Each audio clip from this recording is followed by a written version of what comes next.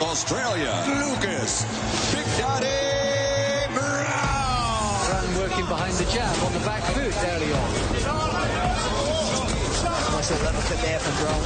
It would have been considered mission impossible, this, I think, by many pundits. Oh, big left hand. And Lucas Brown is down to sixth.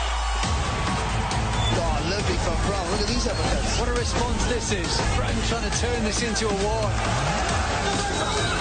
Clever performance here by Brown. Boxing better than I ever thought he could. Oh, Wow. Shaghead. He's on the canvas. He's taking his time getting up. He's in trouble. Lucas Brown goes for the finish. Referee has a good look. He's staggering back against the rope. He steps in. Lucas Brown has done it. Lucas Big Daddy. Good evening, everyone. This is our pilot show for the Big Daddy podcast. It is Halloween, and apparently the first time in how long for a full moon? 30-something years. 30-something years. So to quickly introduce, obviously, my name is Lucas Big Daddy Brown, former WBA world champ. Still boxing, but I'm looking to do something different at the same time with my time. So a big thank you to Greg Thomas, my friend and AKA producer of the show. And I have my beautiful favourite daughter in the house, Angelica Brown. Hi. She's extremely nervous, as you Yeah. can tell. But I've tried to make this I basically want it to be as comfortable as possible and just a general chat. Now, it is the pilot, as I said, so a lot of it is going to be about me. But it's my podcast, so too bad. I want to say a quick thank you and a massive, wow, look how good this looks. I've got a couple of belts up there, a couple of gloves, shirts, and the book. And thank you very much, Greg, for that. That is absolutely sensational. And wow, unbelievable. So for me, this is just something that I want to pursue, do something different. It all started with Greg and his Refuge Chamber podcast. We're in the same venue, just a lovely new setup. And that's actually how I first met Greg and got involved in all this sort of stuff. It's not something I ever really thought of. And then once I did a podcast here with Greg, saw how comfortable it was and how good it can be just having a chat with your mates, basically. It's something that I wanted to pursue as well. So the first Big Daddy podcast, Greg's still very much involved, and you'll hear him throughout the show as well. Perhaps sometimes when I don't have anything to say, which isn't very often, but if I don't have anything to say, Greg will jump in. I very much doubt my daughter's going to jump in at all unless she's asked a question. So in regards to questions, though, we do also have a segment later on where basically Greg and Angelica is going to ask me a lot of questions.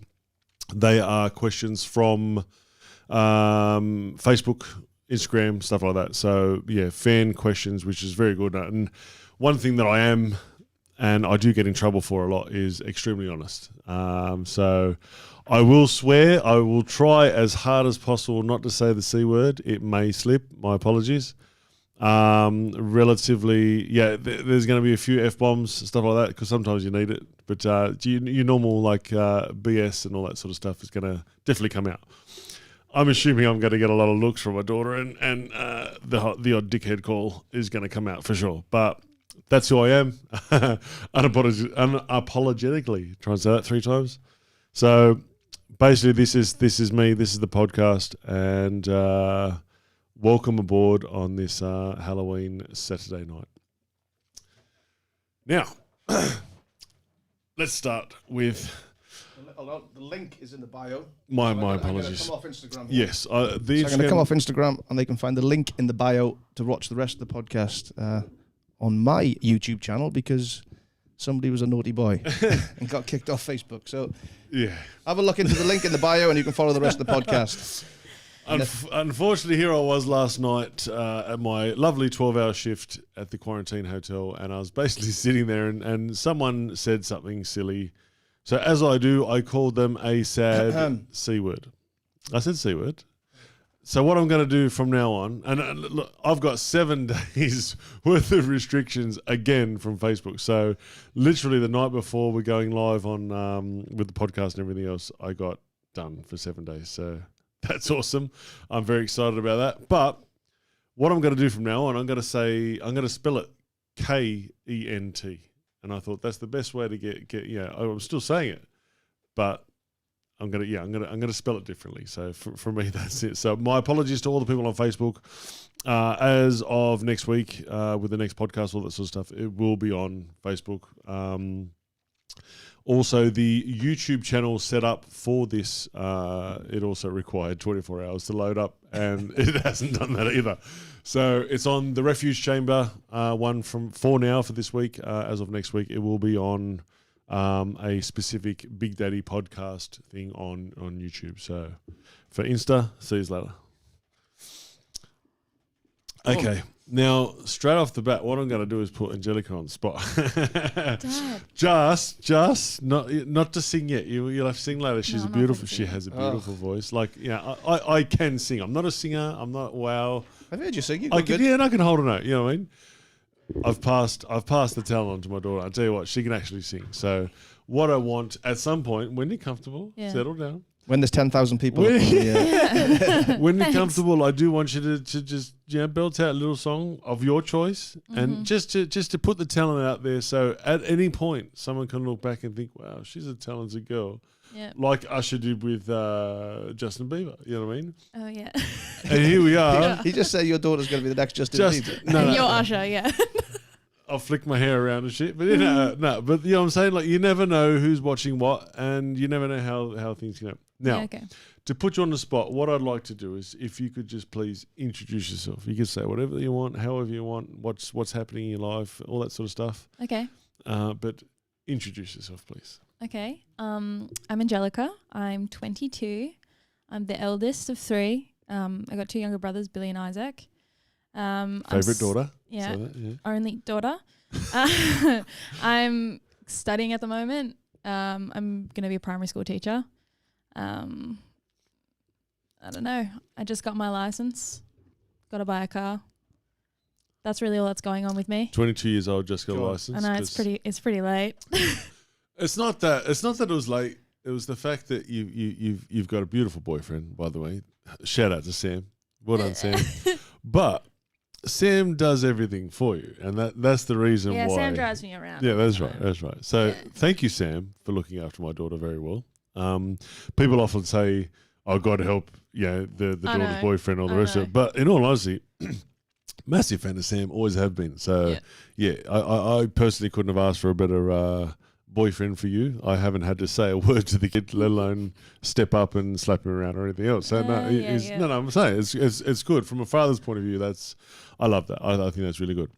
What I'd like you to do also at any point in time when we talk specifically boxing, because this is going to be about me and boxing and stuff like that.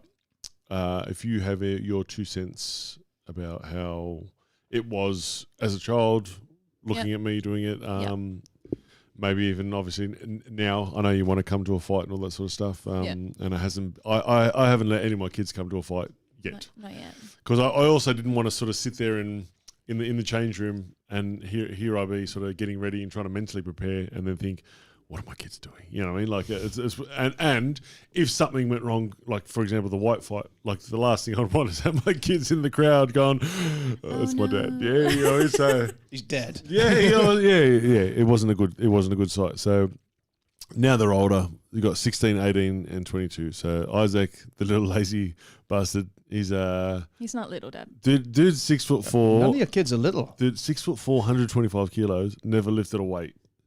You know what I'm saying? Like, doesn't want to play rugby. I'm so disappointed. Isaac, if you're listening, disappointment, my friend. Yeah. He played when he was younger, but and I haven't pushed him for a couple of years because he said he didn't want to play. I'm like, all right, there's no point pushing a kid into something that he literally doesn't want to do He's because a gentle giant. crap. Yeah. So he doesn't like hurting anyone. Yeah. He used to play up and then he used to smash the kids and Yeah. they'd come off like crying and stuff. He hated it. he played a year up. Yeah. And was still annihilating everyone. Yeah, because I looked at the set, like when I put him in the side over here, it was in Soaks in what's that place called? Swanbourne? They're Swanbourne. It's not.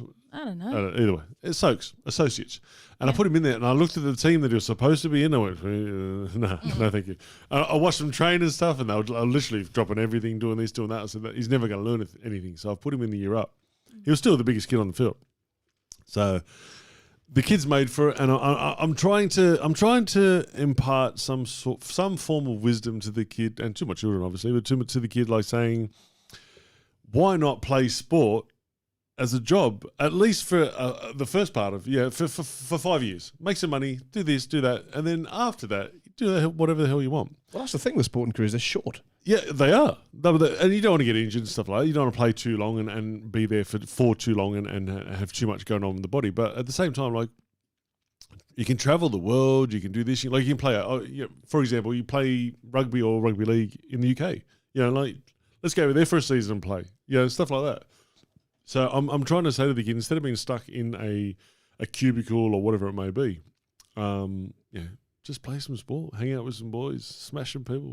But I think once the testosterone hits him properly, it may change. I don't care if it does. It's up to him. So who is it you're filming when I see your Facebook posts and this is the 18-year-old. Yeah, Billy's. This is the one whose testosterone's hit well and truly, and he's. Oh shit! I was talking of testosterone. That's my I'm pen. going to put that down. Okay. No. Billy's. My granddad gave me that pen. Anyway, Billy's well and truly into it, and 18-year-old. He's got his girlfriend, got all that sort of stuff. So he likes getting in there and bang and bashing, which is great.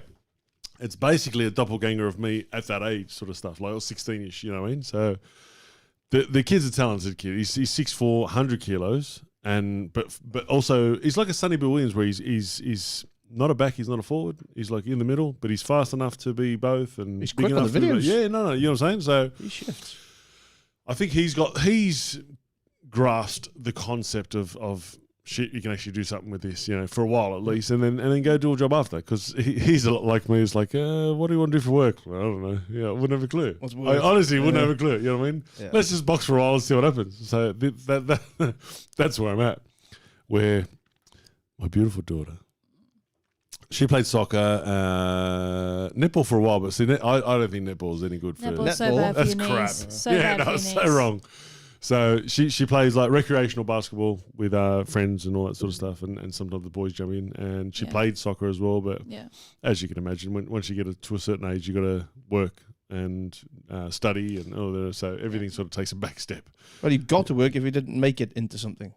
Well, exactly right. You know what I mean? So from that point of view, that's where I am with my children. I'm trying to impart as much wisdom as possible, but as teenagers are, they don't listen to a word you say. They've got to sort of go ahead and do it themselves and learn from their own mistakes, which is fair enough. That also brings me to, I'm thankful they're here in Perth rather than Sydney, because there's so much more shit they can get into in Sydney than they would in Perth. So thank you to their mum for running away from me and bringing him over here. Wasn't it Mandurah that popped up? Mandurah has popped up, wasn't it, as the drug capital of Australia, with the more suicides from ice-related. I was going to say ice, ice-related deaths. Hell of a drug, man. Oh, it's a killer. Yeah. But, I'm sure it was Mandurah that came up as the highest death rate from ice-related incidents in Australia. That's terrifying. Wow. Yeah. All right. See, this is how I'm going to get you involved in the conversation. You and school and all this sort of stuff, was drugs a big thing? Yeah, I went to a public school, so a lot of drug dealers at my school. They basically sold to the private school people. I was about to say, it doesn't matter if it's public or not, because everyone ends up having it at some point. Yeah. But the private school ones have got the money to actually buy it. Yeah. That's right. Yeah. Yeah. No. Drug dealers went stupid. There was a lot of stuff at my school. Yeah. Wasn't really. I didn't do anything. What was popular? Everyone just got high. Weed. That's not a drug. It wasn't. No. But Personally, I'm not worried about weed. I remember there were these they were called Pikachus, and Lord knows what was in them. But I remember like a bunch of my friends took them, and then some of them ended up just being in the bathroom all night. Like you don't know what's in them. What were they doing in the bathroom? Throwing up. Okay. Yeah. From weed. No, from No, they were the these little Pikachus. things. Pikachu's. So I'm Yeah. saying pills, I don't know what basically. they're in. I don't know what's in them. Well, for back in my day, it was basically weed, which I didn't really care about anyway, and it was like pingers and shit like that. Because again, we Yeah. don't have any money for it. This shit, you know what I mean? Yeah. Let alone coke. Like you never touch coke because it's way too expensive and it didn't last long anyway. Whoa, we rewind you. You said like you. What? You said Coke like you. What do you mean? That's what you just said. No, not like you. Oh, I thought you said like you. I was didn't like, say what like the you. fuck? I don't know. I didn't say Rewind. like you at all. I didn't say like you. Play No. it It's on record now. No. I don't have the accent. Remember this. But it was never something that I was involved in or anyone in my school were involved in because it was way too expensive. Yep. You know what I mean? I think ice is the worst because it's got the biggest sort of, from what I've seen, obviously, the biggest sort of effect, but it's cheap as hell. You know what I mean? And that's the biggest problem is it's readily accessible to anyone because of the price factor of it. So yeah, Mandra. Does ice go by Apparently anything so. else? Don't. I don't know. I'm not up to I'm speed not on the any dealer, of yeah. this. Yeah. We'll But give you, I didn't couple do- of mates a call for I didn't Do do you- anything for years. Like, do you eat it or like is it? smoke. Oh, Like Yeah. see, like coke, like cocaine. You've got a snorting version, but you can Yeah. also got the crack where you burn it and smoke it. yeah. So I believe it's the same, Lord knows. but I believe it's called ice because it looks like ice, and you crack it. So you then, Something like is that. this yeah. correct? Yeah, I've seen Breaking Bad. Yeah, exactly right. You know what I'm saying? Yeah, I believe that's the way to do it, and then you got to actually smoke it. So you get that little bulb crap and smoke it. Yeah. Okay. But like I know of a few friends personally who have gotten onto it, and Yep. it's massively addictive as well. It's like heroin in that essence. You know what I mean? It just stuffs you up. Something shocking, yeah, and it ruins lives. Yeah, these people have got families and kids Yep. and everything else, and they're just like, Sometimes it's the nicest Yeah. people. I think we know Hey. someone in common that yeah, you know what I'm saying? Yeah, struggled yeah. a bit there. And Yeah. I'd never have thought. No, that's right. Yeah. But no, my history of drugs is minimal until Yeah. I came here, tried marijuana, Uh, and if it wasn't for marijuana, there wouldn't have been a Refuge Chamber podcast. Australia, Lucas, Big Daddy Brown. Brown working behind the jab on the back foot early on. Nice little uppercut there from Brown.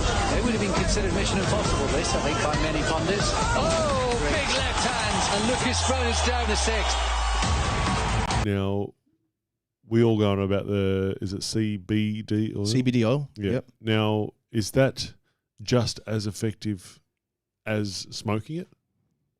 It's completely different. Yeah, I don't smoke it. No, I'm assuming it is. So But you yeah, don't yeah. get any Australia, freshness off the CBD Yep. at all, unless you have a potent CBD. Yep. Like, I had a 500 milligram vape pen that I got in from Pure Hemp, Yep. the Yep. company I was talking to you about. Yep.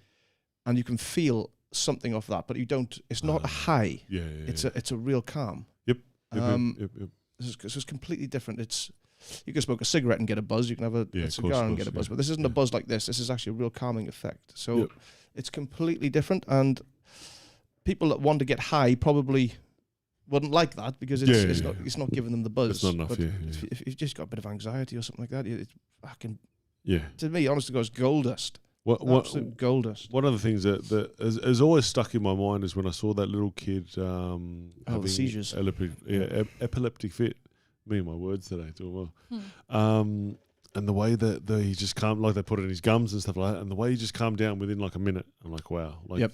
how is this not ready available for everybody? You know, like not everybody for these. Well, it should be everybody. Medicinally. No, but these poor kids who are literally struggling, people who are literally struggling with stuff, and have to pay whatever amount it is, like stupid amount for drugs and all this sort of stuff that really isn't working, and something so easily, yeah, It's Australia that's very slow.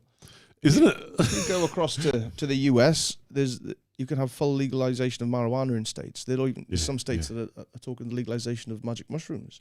New Zealand has just voted in their referendum for the legalization of marijuana. Okay. That was last week, so I don't think we'll hear the results until a couple of weeks into next month, I think it is. Yeah. That's my thinking noise, that was. Yes. But Australia is still battling with the idea of CBD, which Yeah. you can get it, Yeah. and I get it legally now, so I get it prescribed. Yep. I've had people say it's really hard to get, and it's really expensive. It is overpriced. Yeah. but it's not really expensive for what you get because what I've got it with an element of THC in it as well. Okay. It's a 2-to-1 ratio. It's not powerful stuff. Which is the buzz, yeah? Yeah, but it's not enough to give you a buzz, but it's more than regular CBD. Yes. My God.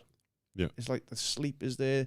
And my nail biting went, so I started to grow nails for the first time in years. And that to me tells me where my levels of anxiety are. You know Fair what I mean? enough, That's my gauge. You stop kicking the dog, The dog likes me now. Yeah. To me, it's great stuff. That's good. I think Australia, when I did on the podcast, I had a politician come on and I discussed this with him. Yep. Why is it so slow? Yeah. And this is the great thing about podcasts. You get to meet amazing people and sit down, lock yourself in a room with someone that you'd never think you're going to get this conversation. We'd never talk to him normally. Yeah. We sat there talking about the legalization of it, and he said it's an arrogance on the Australian behalf because they want to do the research and they want their name on the research for Australia. Wow. So not only is this information out there for everyone, it's already there. But they want to find it out for themselves and find out how to find it out themselves so they can put their name to it and say this is my life work and I'm responsible for just it. money wasted. Absolutely. Research, wow. Yeah. Yeah. But isn't it in Canberra you're allowed like your own tree and shit like that? Like well, they just had in the Northern Territory, wasn't it? They had a legalization to a degree. So I think from what I can gather is that it's legal, but it's not federally legal. So that means that this is the same thing that the US went through years ago, right? So you'd have the little marijuana shops could open up. People could go in with the marijuana cards, go out and buy their script. But the feds would go in, bust the shop, and take hundreds of thousands of dollars worth of marijuana. So you're not allowed to have it because federally you're not allowed to have this, but the government says you can. But federally you can't. And I think they've got that issue up there. So there's a few lines that haven't been dotted and I's haven't been... Few people need to be paid off, basically. Yeah, pretty much. Some old geezer waiting to die until the younger version kicks in. But that's right. Yeah, it's a sad situation that other countries are so far ahead. Yeah. And we're still sat there going, we don't know about this. Yeah, well. Do you know what I mean? But yeah, I'm pretty sure it'll happen. And if this comes in New Zealand, and I really hope it does, then it's gonna nudge the right people over here. It's obviously something that the government can make money on as well, through like taxing it and all that sort of shit anyway. So like, why the hell not? You know what I mean? You look how popular it is with in America, just with like the stars getting involved. So like from a boxing point of view, you got Tyson, Cannon Briggs, all that sort of stuff. From like a musical point of view, you got Exhibit's got his own like branch out. I'm sure Snoop's probably got something like that as well. But every rapper's got their own strain of weed now. You know what I'm saying? Yeah. Like it's a moneymaker. Like considering in Australia, I have no idea how expensive they are overseas, but considering cigarettes are now like $30-$40 a packet for a pack of cigarettes, that's bullshit. Which will kill you. Yeah, you know what I'm saying? Not there's always my nan smoked for years and never died. You can literally say nothing about cigarettes that helps, or does good, or is good, or anything like that. You know what I mean? Nope. So at the very least, the CBD or the marijuana side of things can actually do something for you and help. And I just think it's silly. Jill, putting you on the spot. Yeah. Have you had marijuana? Yes. First time I ever asked my daughter this question. No, I've done it a couple of times. Yeah. Yeah. But I was like way out of school and everything. I don't know. Yeah. It was. It was okay. Like I just fell asleep. That's all that happened to me. So it's kind of nice, but like nothing. Like for me, it's not like a party sort of thing. I literally fell asleep. It was the best sleep of my life, but alcohol. So people who fall asleep, here we go. It's probably an indica strain that you'd have had, right? So there's two main strains, sativa, indica. Okay. Indica will give you like... Look at this expert. You got to know what you're having. This is it, right? I'll come back to this. Remind me to come back to this bit. But when they take... like... a member of parliament goes out and he says, I'm going to learn about this marijuana. What's the big fad about all this, right? Yeah. So he goes out with this idiot and this bloke gives him the biggest bong filled up with a like what are they, like those air, like a see-through bag sort of thing, fills it full of bloody smoke and pumps it into his lungs, and it's this skunk, which is a super strong marijuana, right? Now, let me put this into perspective. If it was alcohol, and you said to me, right, you don't drink, right? Yeah. And he said, "Come on, Greg, this one night we'll have a couple of drinks, right?" Yeah. And I just crack open the baddest ass bottle of whiskey you could find. Yeah. You're gonna be fucked up. And then scull it. Yeah, that's right. Yeah. Right, that's not responsible No, at all. So if I said let's have a couple of beers and just a couple of bottles of beer, 3 or 4 bottles of beer, and we'd have a good chat, loosens the jaws up a bit. We say a few things, have a bit of fun, right? That's right. Yeah. That's because people are a bit more educated on drinking alcohol because it's socially acceptable. Everyone's accustomed to it, right? Yeah. Because the legalization isn't there, that education isn't there. Yeah. So people go out and they'll smoke bongs straight off the bat. And they don't know what the limit is. How much THC am I having in this? What happens when I have 20 milligrams of THC? Oh, fuck, I'm seeing stuff. I'm starting to spin out. Yeah. Like it's just because it's not socially acceptable. The education isn't there. People overdo it. And then this idiot that took the bloody politician out. Yeah. Like why? They just should have found someone that was a bit more experienced, had his head screwed on, and said, "Look, don't bong hit that skunk. Let's not ruin this straight away one go." Yeah. Because now nobody's got a chance. The legalization was probably held up by that. Yeah. This guy really put himself on a whim, this older bloke, and his response to it was, I felt like crap. Yeah. I couldn't do anything. Yes, I threw up. I'm like, well, yeah, that'll make you want to chuck for sure. Yeah. God. I mean, is it the wrong people doing the wrong things? Well, from my point of view, like literally, two puffs of a J, maybe 3 puffs of a J, and I'm gone. You know, that's it. That's it. And I've had it maybe 10, 15 times in my life. Like it's not something that I really. It's not something that's for me because it's the control factor. Like I just like feeling in control. And if you ever see me get stoned, I basically sit there and I'll stare. Like I went outside. So me and the missus had a couple of puffs on a J. Years ago. And she got all paranoid and started, what's this noise? What's that noise? And all this sort of stuff. And I'm sitting there giggling away thinking, you're an idiot. You're stoned, you know what I mean? And then I went outside and sat down. So I looked up at the sky and I sat there looking at the sky. And I thought, I've been there for about 30 seconds. 20 minutes later, the missus walks out. You go, all right? Yeah. Are you okay? And I went, huh? I just been staring at the one spot in the sky for 20 minutes. I just go, man, there's nothing. Yeah. So for me, it doesn't make sense because it's not something that I chase or I want to sit there and stare at the sky for 20 minutes. Absolutely. There's levels to that game of smoking, you know. I ain't no expert, but I'm fascinated by the stuff because I've never seen anyone take a negative turn on it. Like I've seen people have someone have too much and be sick, but I've never seen anyone get aggressive on it. That's very true. The last thing you're going to want to do is kick off on it. It's actually... It's done correctly with the right stuff. It's like because it's illegal, don't forget you're getting bootleg moonshine. Yes. So if somebody gave you a real good sativa, and I've had it with the missus, we're dancing in the kitchen, you're energetic. Get your head around that. So your experience of having an indica and feeling pinned back in a chair. Yeah. I can have a sativa with the missus, we've got music on and we're dancing in the kitchen. Yeah, okay. It's a completely if you get the good if you get the good stuff. Yeah. If you get a bit of bush that's grown in someone's yard because they just want to get high, well that's it's the equivalent of having some moonshine. Yeah, okay. Yeah. Well, see, I haven't, and I don't think I ever should have magic mushrooms because I'm not sure how I would react if it would be safe for other people. I know exactly how you'd react. You know what I'm saying? I'm not sure. The experience that we had before was very similar. Yeah. But mushrooms are more beautiful and subtler.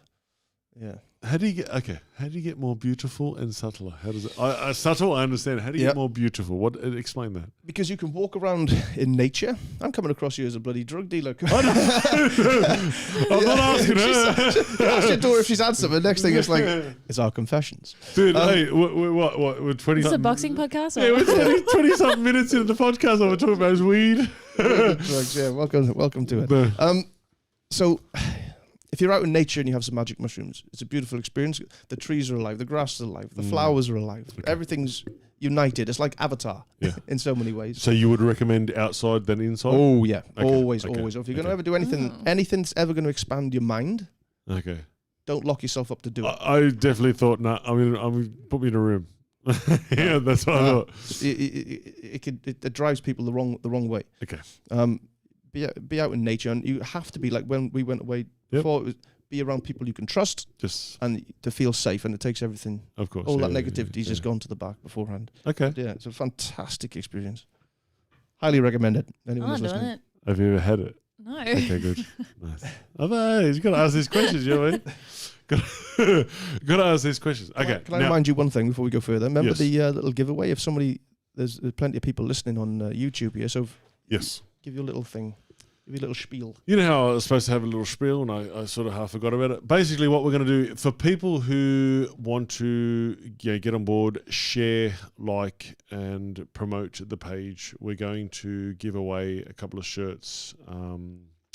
So in the background is the shirt. So you got the team one behind me, and you got the Big Daddy Clothing one next to Angelica. So I don't know how exactly it happens and will happen, but Greg will obviously help you with all this. This is me stumbling, by the way. But yeah, basically we're gonna give away 2 shirts to a person who helps share as much as possible, etc. Greg, can you help? So, those that are listening, please, if you can like it, share it. I'll scroll through the list towards the end of this podcast, and we'll give you a shout out. We'll get a photo of the stuff and maybe something signed, and I'll get it sent to you tomorrow in the post. I'll DM you and get your address, and I'll post it away tomorrow. Yeah, just slide in someone's DMs. Sliding in the DMs. Get in there. Okay, now let's start talking a little move on. bit of boxing. No, we'll talk a little bit of boxing. Well, I thought it was good to have something that we could talk about. I knew that Greg was informed on the product on the subject. On the product. The product. It's like Breaking Bad in here all of a sudden. I know. He's got the goods. Yeah, are you not nervous anymore? You're pretty good? I'm a little nervous that the Department of Education might pull me up on that one. No, but you know what I'm saying? Like, yeah, I wanted to. I didn't want to just sit there and go, oh, fuck, we're talking about boxing again, and stuff like that. So I wanted to just try and do something, and I kept going with that subject because at least it's something that everyone's going to go, oh, let's listen to this. Yeah. So yeah, there's a good response on there from all that. Honestly, yeah, you know what I'm saying. So let's start talking about a little bit of boxing, and then we'll take it from there. So the latest with me is the fact that I am contracted to fight. Let's start from the beginning. I was contracted to fight Otto Weiland, who was the one that fought Tyson Fury before Wilder. Gave him a hell of a fight, cut him across the eye, all that sort of stuff. So Otto Weiland's a hell of a fighter from Sweden, 6'5", lefty, and quite classy. His only loss has been Tyson Fury. Mm-hmm. Everything was going well. He had a minor sort of injury to the left shoulder, pulled out, and this is on a Showtime card in Vegas. So for me, it would have been a bucket list thing. Wow, finally fighting in Vegas. Like everyone sort of grows up if they want to be a fighter. Yeah, Vegas. So they've put in a guy who's from the same promoter, Salita Productions. His name is Davtayev. Now can't remember the first name, but the last name is Davtayev. He's a Russian with a big Muslim beard, all the rest of it. So I believe he's from Chechnya, but basically a Russian. So he's 20-0 with 19 knockouts and be a hell of a fight as well. That's pretty good record. Yeah, exactly. So you've got those two that was supposed to be going ahead. Now, literally 2 weeks before I left, 2 weeks before I was supposed to leave for Vegas, all the COVID happened. Yep. So everyone across the world just gone, okay, nothing. So they've then said we'll work through it and we'll plan for August. Yep. Now, August came and went, nothing. Now, I'm literally asking every day, have you heard anything? Have you heard anything? Have you heard anything? Because I'm sitting here at 41 years old, wondering what the hell's going on. I want to be as active as possible, and my last fight was fucking Hopewadi in November. So the last thing I ever want in my career is have my last fight be fucking Hopewadi. You know what I mean? So I'm keen to fight. I'm keen to get back in there, and I want to do what I want to do. Now, they've then said December, which again, I've heard nothing back whatsoever. So I still don't know whether it's Davtayev, which is what we ended up agreeing on, or because Weiland has now come back and had a fight, am I now fighting Weiland? Either way, Vegas, Showtime, Salita Productions, regional promotions. So that's where the contract lies. Now, considering they can't give me a date, we're basically saying, well, we'll fight in between. Now, I've had the feelers out for so many different people, and they've actually come back and said yes, they want to fight. For example, Nathan Gorman, Huey Fury's team through Hennessy they want me to jump on it now, but because I have the contract, they don't want to sort of go anywhere near it. So the latest is Fabio Wardley, who is 9-0 and under the promotion of Matchroom, which is Eddie Hearn. But the best part about it is he's managed by Dillian White. Now, Dillian White, being the smart individual that he is, he's basically said, okay, be a smart ass and call him out. You know what I mean? So he's done that. Now, I've said, listen, 4 weeks wasn't enough. This was last week. 4 weeks wasn't enough time, etc., etc. Now, he kept going. He's pissed me off. But at the same time, I still don't have a date, any indication whatsoever of what the hell's going on. So I've gone, fuck it, I'll fight him. You know what I mean? So it's now 3 weeks. So November 21 on the Dylan White Povetkin 2 card at Wembley is the proposed date, everything else. I've gone through and said to Wardley and White, this is what I want. If you give me what I want, we're on 3 weeks' time. So smartly enough, from a Dylan White point of view, I've been training. Now, you can see the videos on social media. I have been training, but I've been training 30 minutes a day or an hour a day, more of a high-intensity workout sort of stuff. Yep. No boxing. Like I've sparred twice in maybe a month. I've done pads once in 3 months. So I very rarely put gloves on, let alone the actual side of boxing.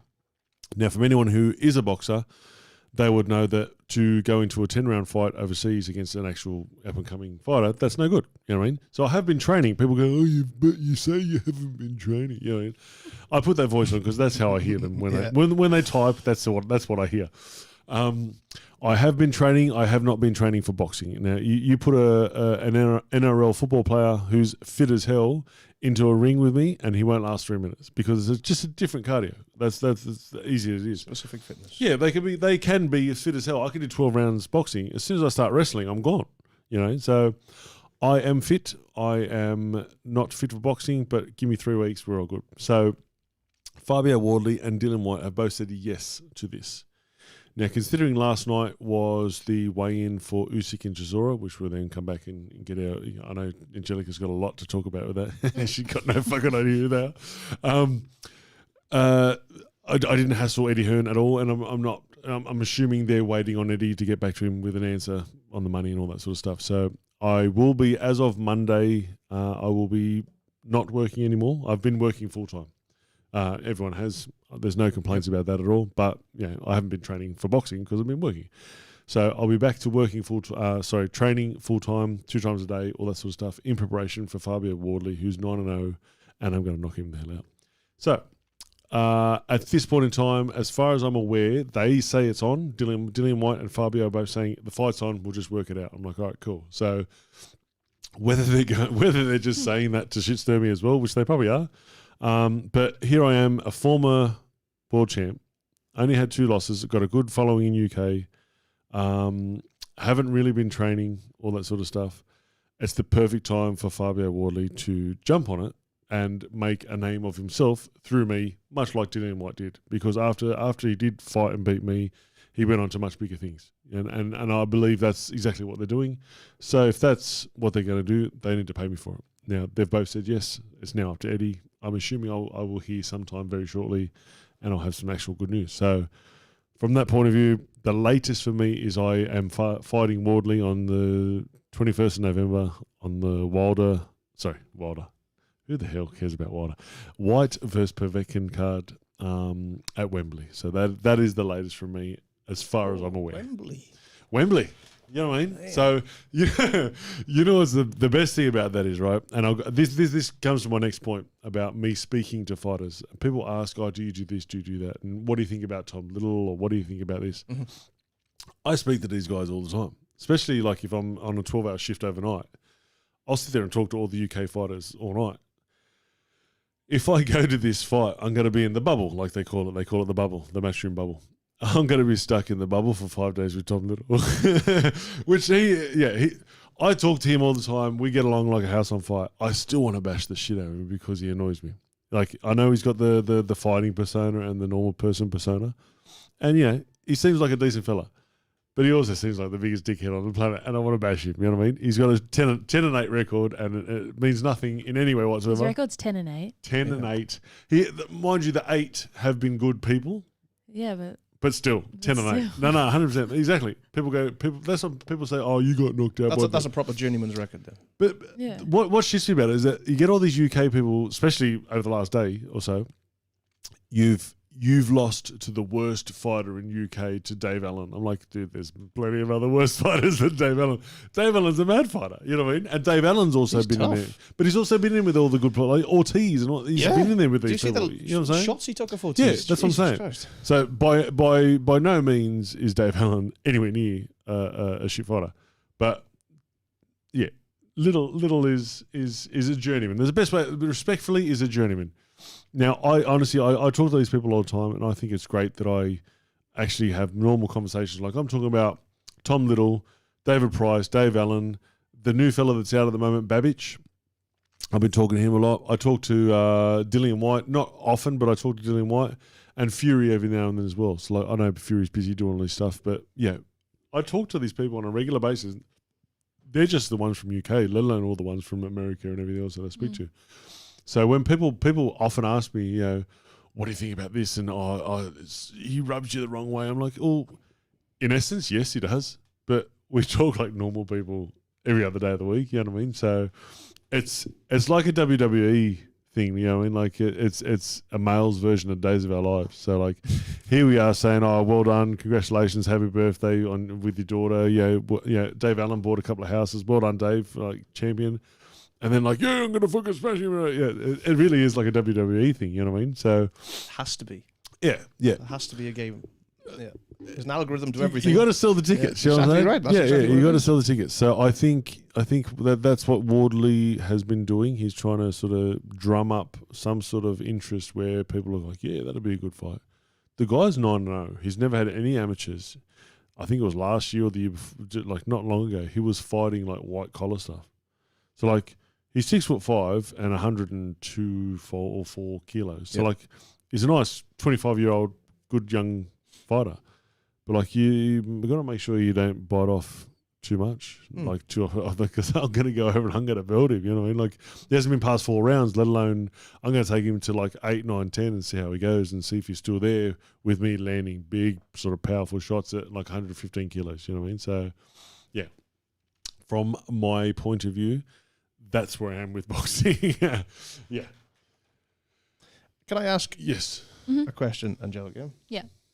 How do you feel when you see your dad getting in there? And Like when it's actual fight time? yeah, when you want to watch it on telly when it's happening? Yeah. So there's like a whole process leading up to it.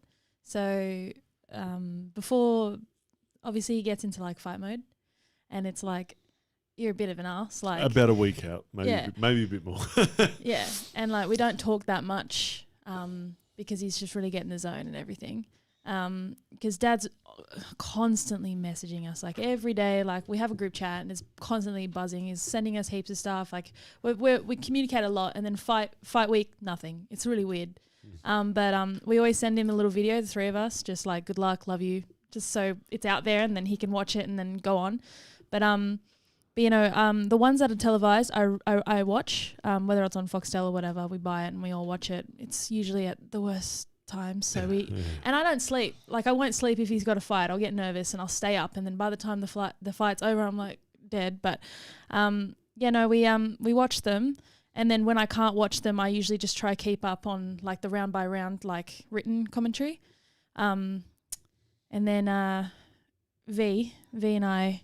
We don't really text at all, ever, except before a fight. Suddenly we're messaging each other. Yeah. You okay? Do you see that? Like she's just as bad. She's so bad. She gets so nervous. She'll like sit down. I'm not there, obviously, but she'll be like crouched down behind a lounge, sort of Peeking over the couch. trying to look at it. And a lot of hearing it and stuff. Like, yeah, apparently it's shocking. She doesn't want anyone over either because she doesn't want anyone to see it look I'm like that. You want to watch it together? She's like, nah, I'm good. Yeah. But yeah, no, it's really stressful. It's really stressful. I mean, obviously it's a lot worse when you lose. I remember when you were like early days in your career, I wouldn't watch. and then you just text me. Someone would text me like, he won. I'd be like, nice. Like it got to the point where like it was, I just kind of expected you to win every time. Yeah. And then it kind of got to really big fights. And then we started like the ones where they actually like televised, obviously, were the bigger ones. And we started to watch and everything. Yeah. Yeah. Was it worse after I lost to White? So that was one of the fights that I watched alone as well, and it was terrifying. And I remember I watched it, and obviously like you were on the canvas and like you didn't move, and I was like, he's dead. And I was panicking. I had grandma calling me. She's like, oh my god, what the fuck? Like everyone's panicking. Like I was texting V. I didn't go to work. I was like I'm not going to work until I hear that my dad is alive. Then you messaged me. You're like, no, I'm fine. I was like, yeah, okay. Like I was face down 100%. Like don't get me wrong, but I was all right. Like, 10 seconds, I think, and then like it's just because I'd never seen that happen before that I think I freaked out. I've seen heaps of people get knocked down. I'm like, but usually it's because you're winning, and I'm like, nice. Like I'm cheering. I'm like, that don't get up. Like he landed on the button. Yeah. But when it's you, it's like, oh, come on. Well, you know what?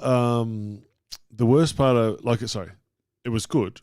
But it made it look worse because I believe a week before that fight, someone died in the ring, and they made sure that everything was like. You got taken out on 5 people came in, and there was an ambulance. There was fucking oxygen on my face, and let's just put him on a stretcher. I'm like, fuck, I can walk, man. It's all good. Yeah, but that's what they wanted to do. So it looked 10 times worse. And the thing is, like. Obviously we couldn't hear from you for ages. Like you didn't contact us for like hours after because you couldn't. And then like you had dickheads like putting up memes of you like memes where you had like the oxygen mask on and you were like they were just horrible. And grandma sending them to me and being like, look how mean this is. I'm sitting there going, it's just the internet. Like he's just never really lost before. We haven't experienced this. This probably happens to everyone. But it was just it's just a bad way to lose. Like it just. The way they handled it all, it made it seem so serious. We'll come back to the social media aspect of the shit. 100% that I've got to touch on that. But the Dave Allen fight, that was a pretty good fight. Like the loss, it was more like it was easy to accept the loss because I was like, no, he fought good. Like, but the Dylan White fight, I remember talking to you like while you were in camp, and you're like, it wasn't the same. I wasn't there. No, it wasn't the same. Before 3 rounds in, I knew that was going to end bad. And V was even like, your dad, something's wrong with your dad, and I was like, I can tell, like, because you get, you can tell when you're mentally, it's just like you need to be in a good headspace to fight. Yeah. And like usually he'll send us like, nah, I think I got it. But this time you were like, I want to go home. And we were that's never happened before. I don't know who I sent it to. Obviously, possibly you and V and all the rest of it. But like, are you all right? I'm like, yeah, come home tomorrow. That's like not how's the fight. Yeah. How do you think you're gonna go? Yeah, I get to come home tomorrow. Yeah, you sent that to me. You know what I mean? That's. And I was like, I'm like, yeah. Okay. I literally wasn't in the good. Not a bad, but just wasn't in the right space at all. And obviously it showed in my physique and that as well. You know what I mean? I just wasn't there. Yeah. I think the worst thing that could have happened did, and that was me getting cut in the first round. Because that made everything so much worse. Like I went into that fight thinking, nah, I'll establish my jab and start, and that never happened. And I got cut. And I'm like, now what? You know, and everything just went out the door. So from there, that wasn't the best time, but a very painful learning experience. Yeah. But on a worldwide stage. So I still, to this day, you know, and let's start with the social media aspect. If it makes you feel better, it was also a really good like learning thing for us to like see you lose in like probably one of the worst ways possible. It was nice for us because then I feel like it really helped when you lost. So, it's been done now. Yeah, I was like, that wasn't as bad as last time. That was a good loss. Yeah. He was laughing 10 seconds after. Yeah. Honestly, hey, with the Dave Allen fight, that was that. Kills me because I love the kid. I reckon he's great. You know what I mean? And the weirdest thing happened when I'd lost and we're standing there. You know, the ref sort of stands in the middle, holds one hand on either side, stuff like that. And they called out his name, and like, I looked at him and went, proud of you, mate. You know what I mean? Yeah. That's a weird fucking feeling. But in my head, I'm like, I'm pretty mature. You know what I'm saying? He's knocked some sense into to be fair, he's what, not that much older than me. So like, Yeah, he's not that much older than me. He's pretty young, Yeah. Okay. isn't he? Late 20s, I believe. Yeah, maybe. Yeah. Okay. Yeah. But yeah, no, But it is weird because it's almost like passing down the torch as well. They've got to beat you, but like Yeah. you're like a stepping stone to prove that Yeah. they're world champ level. I was prepared. I was mentally ready. All that Yeah, sort of no, that stuff. was- I think it was a good fight. I was winning the 2 rounds. The reason I like the commentary itself was saying, "Oh, he's landing some beautiful shots and great movement," but I don't think there's anything on them. And even Dave at the end of the fight, someone said, "Oh, does he hit hard?" No, not really, because I wasn't hitting hard. You know what I mean? I thought, here's a guy who's been in there with everyone, who's got a chin like granite. I thought, I'm going to be an idiot to go out there and try and bash him and knock him out in the first round. Yeah. Let's take this into some deep water and see how we go. Yeah. So I was hitting him. Something that no other heavyweight does, other than from what I know of, Kaunaki, is that he throws 70 to 80 punches per round. Oh. So there's not much on him, but it's just it's just constant, and no one does that. You know what I mean? And I thought that's my game plan. Everything Is went this heavyweight? perfect. Yeah, Yeah. heavyweight, yeah, Yeah. 100%. Yeah. Yeah. Everything that I did on the night went perfectly to plan, except for the body shot. So here I am going through, and I threw 71, I think, in the first round. I threw 79, I think it was, it might have been 81, but whatever, in the second round. Yeah. No one does that in the heavyweight division. So here I am thinking, Matt, I'm throwing punches, yes. I'm hitting him, yes. He said quite recently, actually, in an interview on like Instagram interview thing, who was the hardest to hit? And he said, me. So that's mad. Like, people think, oh, he just comes and plugs it. Here's my voice again. It just plugs forward, right? But I'm deceivingly hard to hit when it comes in the actual ring, you know what I mean? So everything was going perfect except for the body shot. Now, body shot hit, I'm like, this is no good. I'm down on my knees, my hands on my knees. I look at my corner, he goes, get up. I went, nah. Literally 30 seconds later, Yep. nothing. Not a pain. There was no lasting pain. There was no bruising. Yeah, there was no bruise. Nothing. I was like, send me a picture of the bruise. But like, no broken ribs. There's Yeah. nothing. 30 seconds later, I'm like, fuck. You know what I mean? No, but they only give you 10, obviously. Yeah, I was going to That- say, you don't get 30 seconds. But though, that's boxing, and that brings me to my point where basically I can do that to anyone on the planet as well. Having the power that I've got, if I land a right shot, it only takes 10 seconds. If I buzz them for 10 seconds, it's over. You know, so that sentence was perfect on me. You know what I mean? Yeah, literally 30 seconds later, nothing. I think that's what can happen though fuck. in the heavyweight division. That's what makes it so exciting. Yes. Yeah. Anyone could do anything. Like, I could literally lose 11 rounds and just go bung and hit you with that one shot in the 12th and knock you out. See you later. Yeah. So it changes everything. It really like the best way to describe it would be my fight with Baholi for the Commonwealth title, which is this one here, The funny coloured looking one. the gay The pride belt. Yeah. And here we are. Like, I'm going around. I'm like, yeah, I'm good. I'm just looking for stuff, and I look and strategize and see what he does, and I do something and see what his reaction is. That's what I do in a fight. Now, he was basically winning that first round. Second round, I come out, yeah, sweet. All right, there it is, bang, and down he went. I'm like, good. This is going to plan. That's nice, you know. And it literally takes that one shot, and from then he was in his shell. You know, very agile guy. I think I would say black Canadian. Very sporty with ice hockey and all that sort of stuff. Very agile, and was bounced around like a tough boy if he like a comes man. with hockey as well. That's good. No, exactly. You know what I mean? And that one shot, boom, and changed everything. You know what I mean? So the cut was a big factor as well. But imagine, I've always thought in that particular fight, there was the time where they said, okay, by the end of this round, we're going to stop it because of the cut. Like, it was a mad head clash. So I got cut under the eye there, under the eyelid. And they said, by the end of this round, we're going to stop it. And I went, I'm just going stupid. And that going stupid, people loved it. Thought it was the best thing ever. You know what I mean? It wasn't pretty, but I just went nanas. British fans Yeah. love it. I They went love a tear. nanas, yeah. And then you get Now- all the comments being like, where's the technique? Oh, of course, yeah. No matter what, yeah. We haven't hit the social media aspect yet. But imagine I can be fit enough to basically do that 3/4 and all full time. You know what I mean? Just no one in the world is going to be able to handle my power if I could do that. So I'm like, that's where I need to be. I need to be fit enough to just go spastic. I probably can't say that word, but my apologies. To go stupid the whole time, you know what I mean? Or at 3/4 of the time. Lay back a little bit and then go, bah, and go nuts for 30 seconds, then jump back a little bit, you know what I mean? No one on the planet's going to be able to handle the power and the pressure. So, If you land it.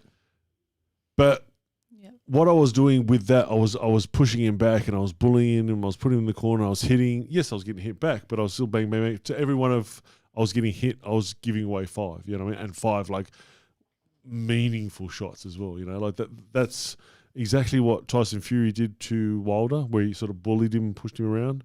I think that's exactly what needed to happen. I think when it comes to Fury and also AJ, that's what someone needs to do to them. There's no point trying to outbox these guys, do you know what I mean? You got to bully them and just bash them. Yeah, that's why Wilding had so much success with Fury. I think he Yeah, came that's at right. him. Just didn't care. That's right. It just comes straight at him. Go, let's punch on. You know what I mean? And I think that's people want to see that.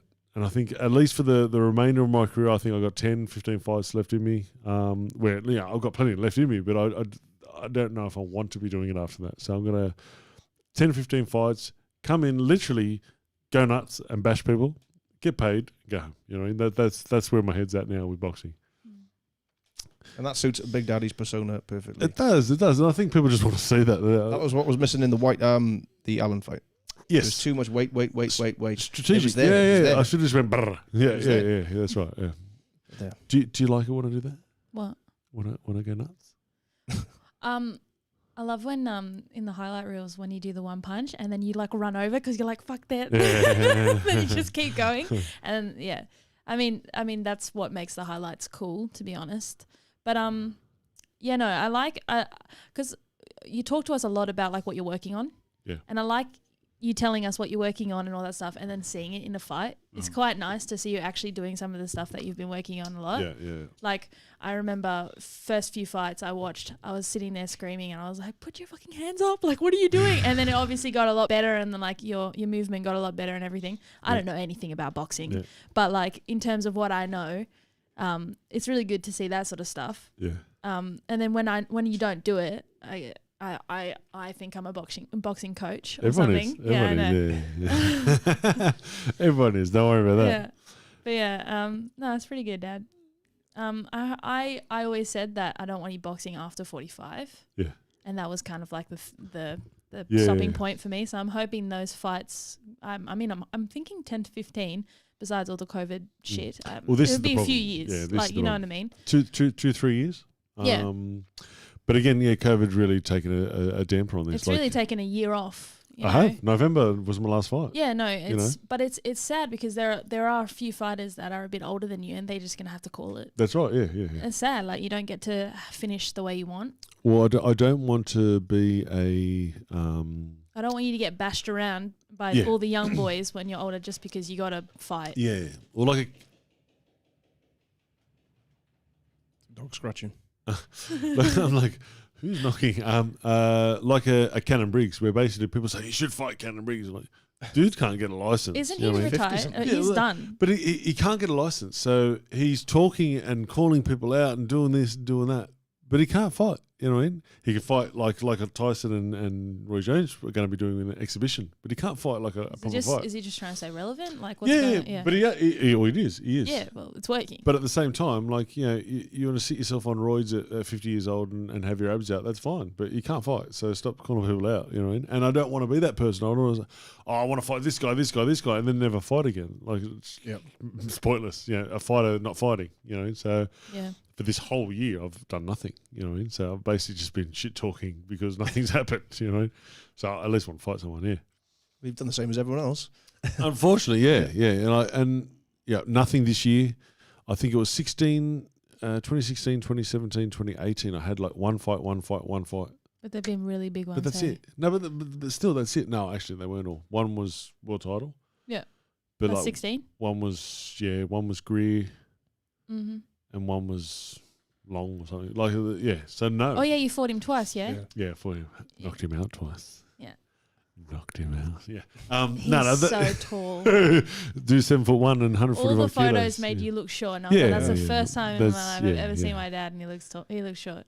But I've had a lot of inactivity through that time as well. So yes, I'm 41, but I haven't done much for a while at the same time. Like when I first started, I had 10 fights in 1 year. You know, like there's nothing wrong with that. And obviously they're lower level fights, but why can't I have 3 per year or 4 even every 3 months have a fight? Yeah. So that's what I mean. If I can have a fight every 3 months, for 2-3 years, there's 10-15 fights. You know, so that's the plan. Whether COVID ruins it, everything or not. The thing is as well, people are saying you should retire and stuff but I don't think they realize how fit you are. You are fitter than most people my age. Crazy. We'll do a workout all together, and he'll be out doing Billy, and Billy's fucking fit. And he's strong, he's young. You'll be out doing it. So it's just crazy how some people think that it's time to retire. They're the people that don't do anything. Yeah. The guys at the top of the game, like your Dillian Whites and so on, they still want it. Exactly. There's people sat at home Yeah. with a mobile phone Yeah. that gives them a voice that they wouldn't have in an everyday life. True. Yeah. Well, this and they brings, feel like they I don't know. Let's start the social media aspect. Yeah, I was going to say, I think we should. You know what? Like, I often get asked specifically about photos and stuff. Like, does this annoy you getting photos? I'm like, well, I know it's going to finish and end at some point. Yeah.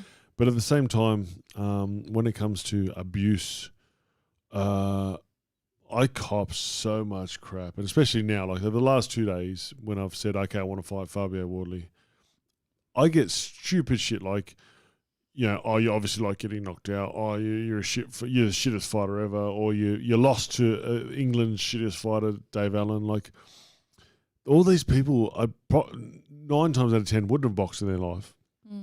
Wouldn't have a clue how much it takes to get in there and do it. But I look back at someone like a Muhammad Ali and imagine if he had social media. Yeah. Like, he would have got crucified, you know what I mean? Number one, black, you know, Muslim, didn't go to the army. Like, there's a list of things, let alone being the mouth that he was. You know, like, he would have got crucified on social media. So I'm like, oh, this is just the time that we live in, and I've got to deal with it, you know what I mean? So I can either go quiet and not say anything, or I can do it. So unfortunately, I'm putting up with the crap. A lot of the crap does come from UK, and you've got to take the good and the bad, I suppose, because when I do go to the UK, I'm loved like you wouldn't believe. You know, it's something that Australian fighters have no idea about until they can actually go over there and experience it. And the crowds, the football feeling, like the mentality, you know. So one of the first fights I went to was like Manchester against Liverpool, and they were doing all the football calls backwards and forwards. I'm like, wow, this is just weird, you know what I mean? Or in Australia, yeah, punch him in the face, yeah, like, something stupid like that, you know. So to have all that in UK was absolutely awesome. And then I walked down the street thinking, yeah, I'll just walk down the street, no one's going to, hey, Big Daddy! I'm like, fuck, I'm in another country, I've been here a day, and I'm getting people yelling out the window. Like, that's awesome, you know. When I went to, it was when Price fought Allen, which was the main card was White versus Teckham? One of those ones. At the O2. I went to the O2 anyway. And I watched that, whoever he fought. No, it was the other fella that looks like Teckham. Little short, muscular fella, looks like Teckham. Anyway, I was actually mobbed out the front. So I've come in the front door and I stood there, and the security had to ask me to move on, please, because I was creating a stop. Like, everyone's like, photo.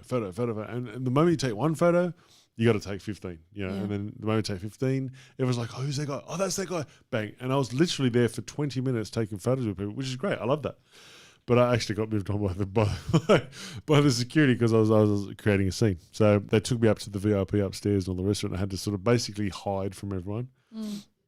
But that's the massive difference between UK. Now, when you talk about social media, I absolutely love them, the support and everything else.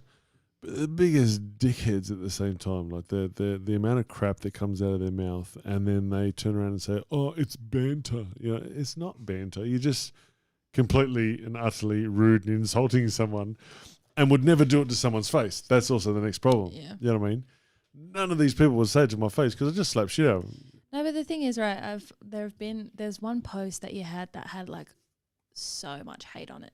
So many views, but like so much hate. And I remember I scrolled through it like all the way down to the bottom, and I was like it made me feel like really pissed and like sad, and like it just made me feel a whole range of things. Yeah. And I was like, fuck, like Dad deals with this every day.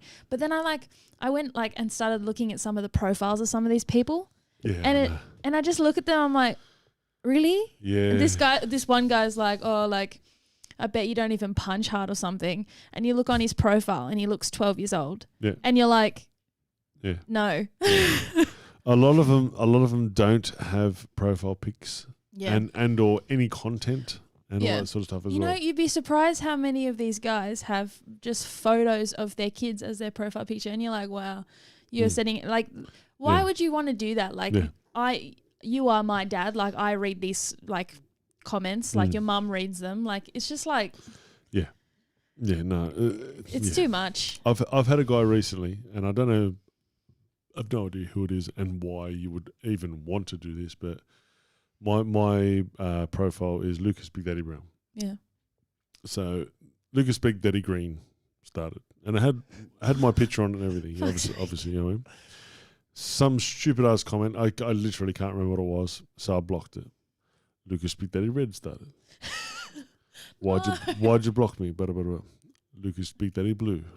And went through all the fucking colours. I'm telling you, it was like 7 or 8 different fucking profiles. It's worrying how much. He must have like a bunch of Kept emails now, and like fucking making a new page just to say something to me. And I've had this so many times. It's not funny. I block still to this day. I block 10 people a day. It can work in your favor because the algorithm of the internet, right? If you look, if the way that you use it compared to me, for example, right? Yep.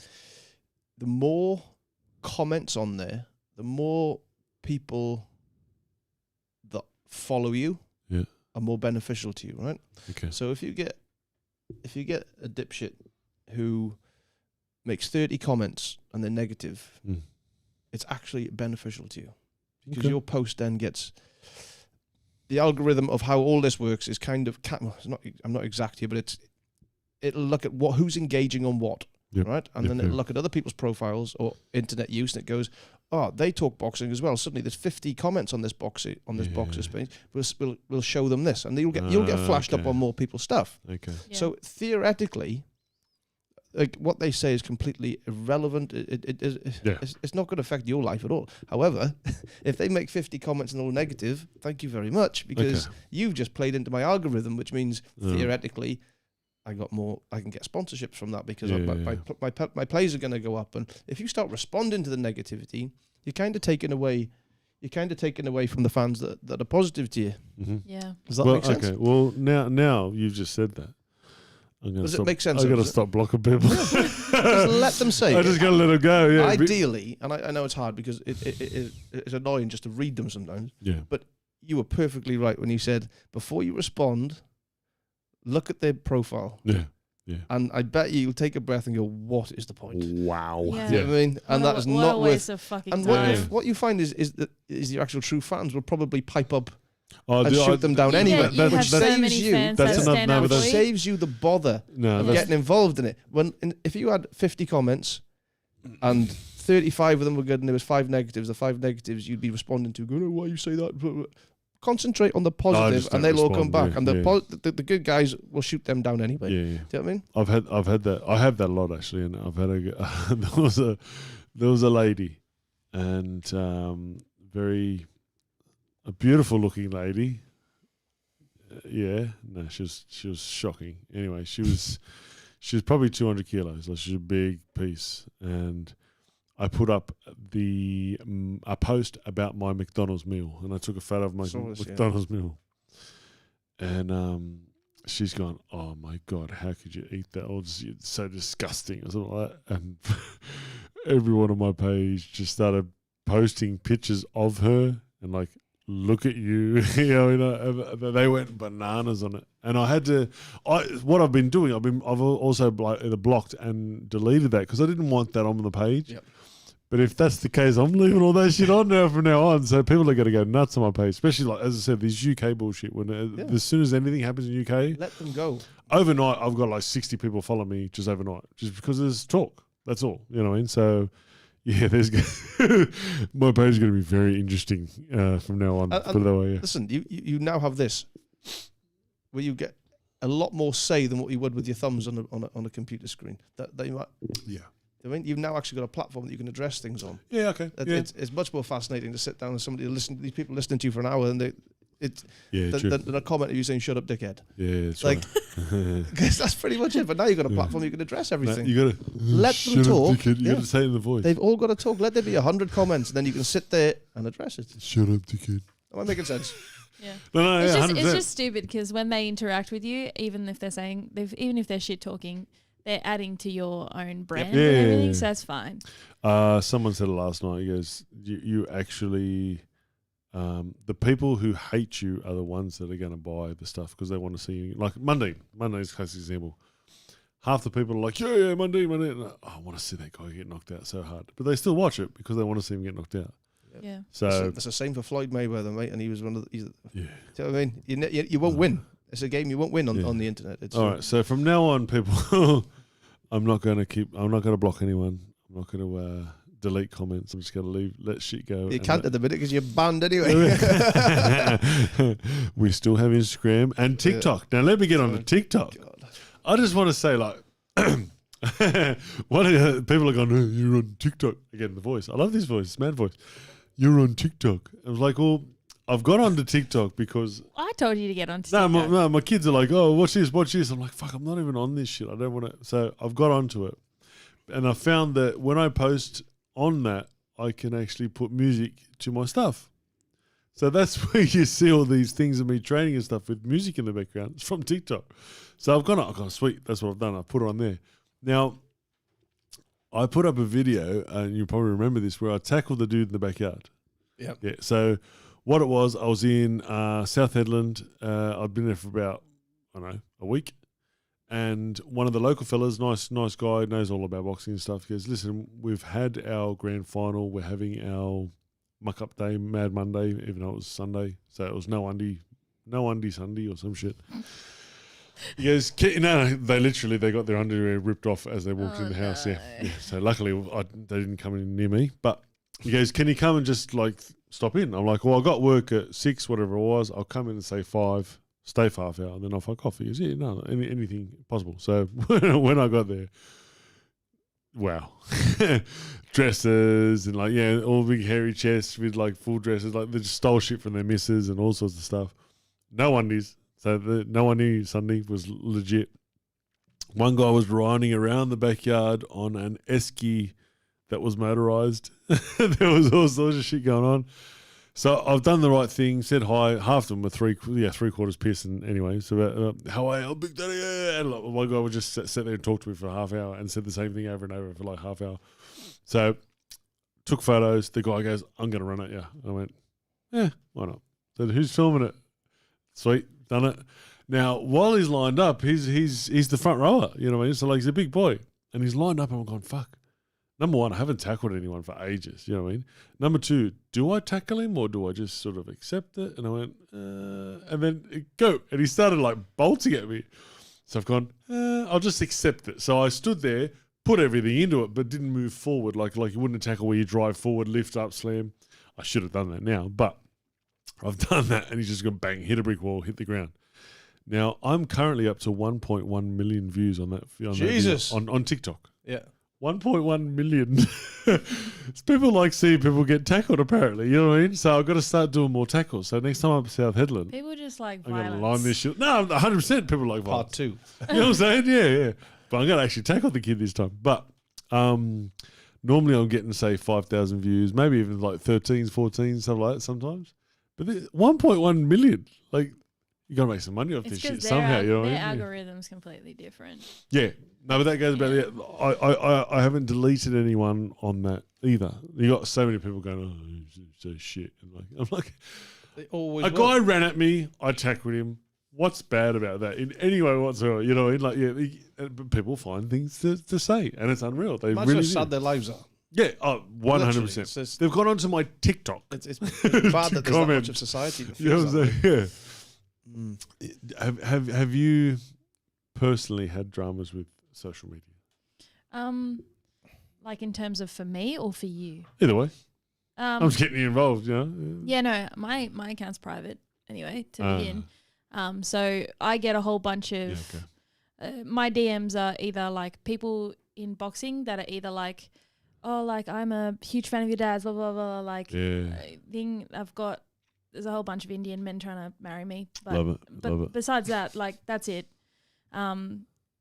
No, Actually, it's all been pretty positive. I think there was one time you lost, and I had one message and was like, "Oh, like how's that feel? Like your dad lost." I was like, "You really went through my dad's Instagram. You post me quite like my dad posts quite rarely because it's like you post so much. So it would have taken ages to find me on your profile. Yeah. Then to message me, I was like, did that feel good? Like."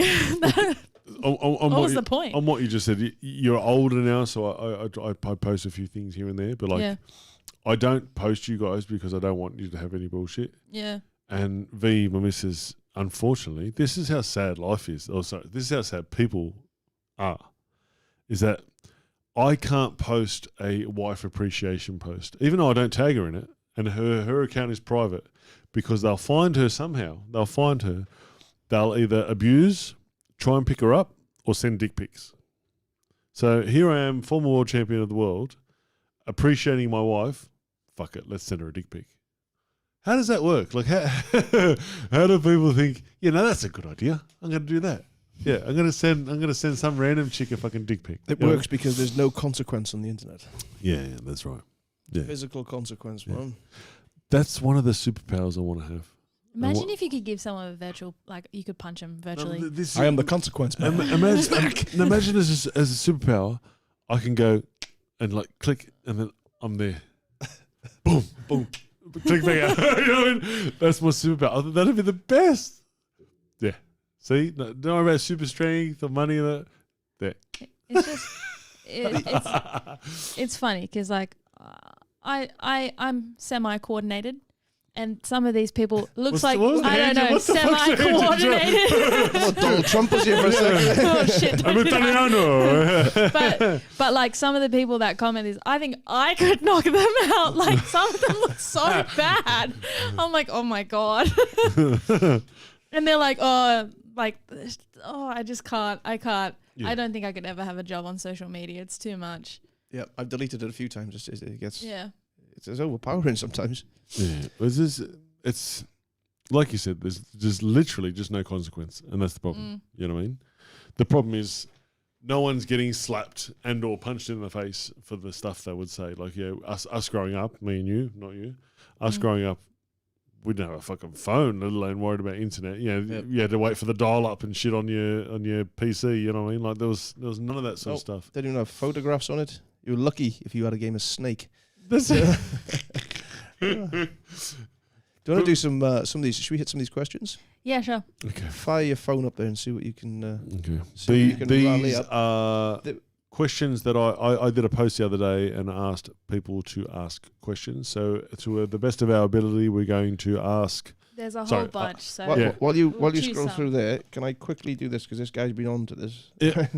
Ask questions, but also American Patriot. 1776. That's not his real name, I'm sure.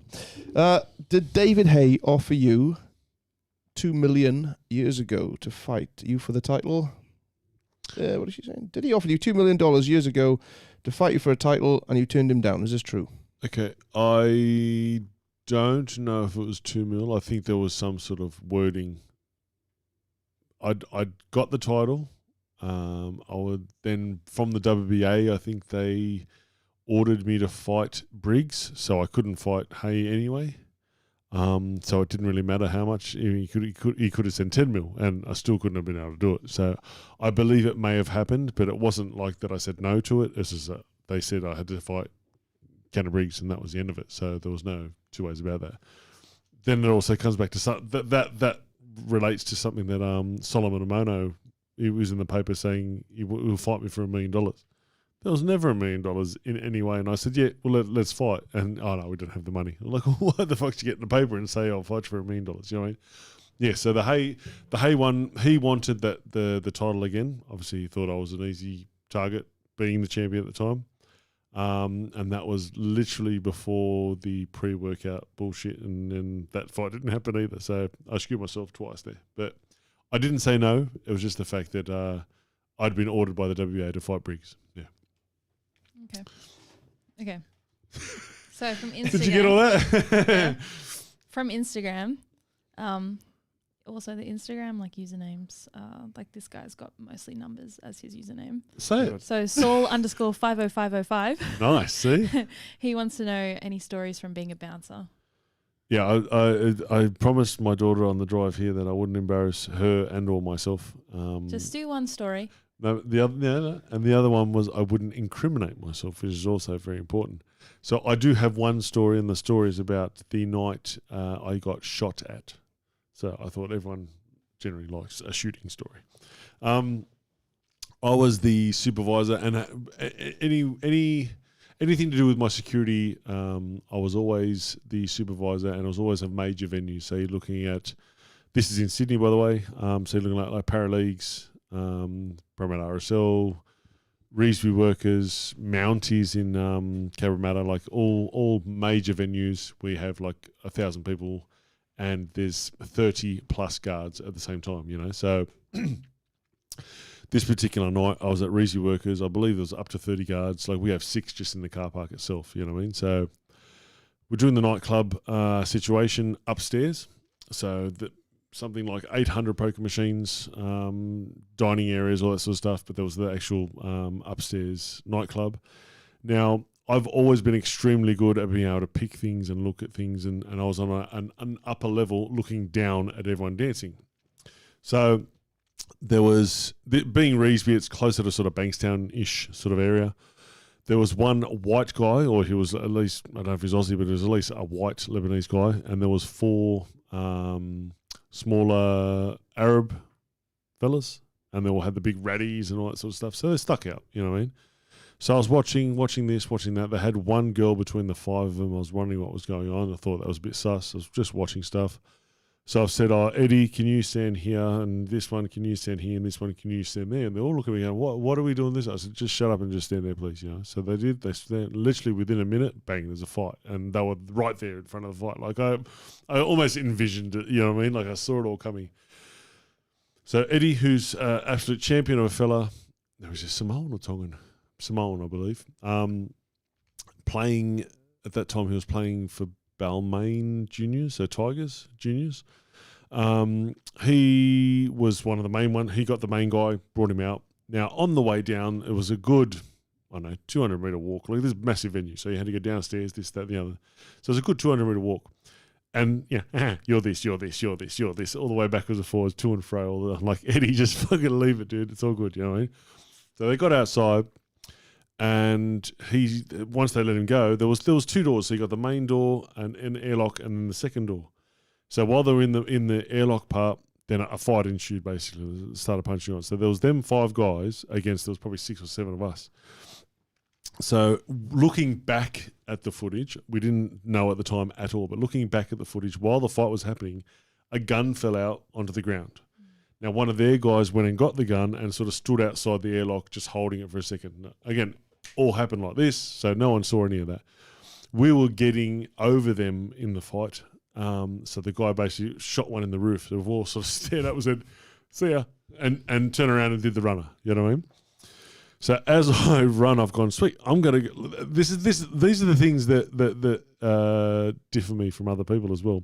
I think about this shit while I'm doing it, you know what I mean? So I thought, all right, I'm going to run left and go as far as I can to that wall and then run along that wall where everyone else sort of just ran straight.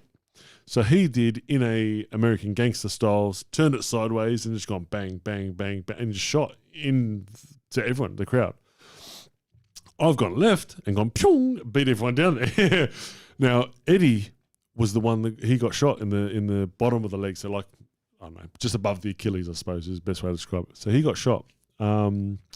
He actually beat me to the end. He was like, fuck it. He was quite fast. But he was a big boy. He was probably 6'4", 6'5", and again, 120 kilos. Just big, fit fella. And he, bang, off we went.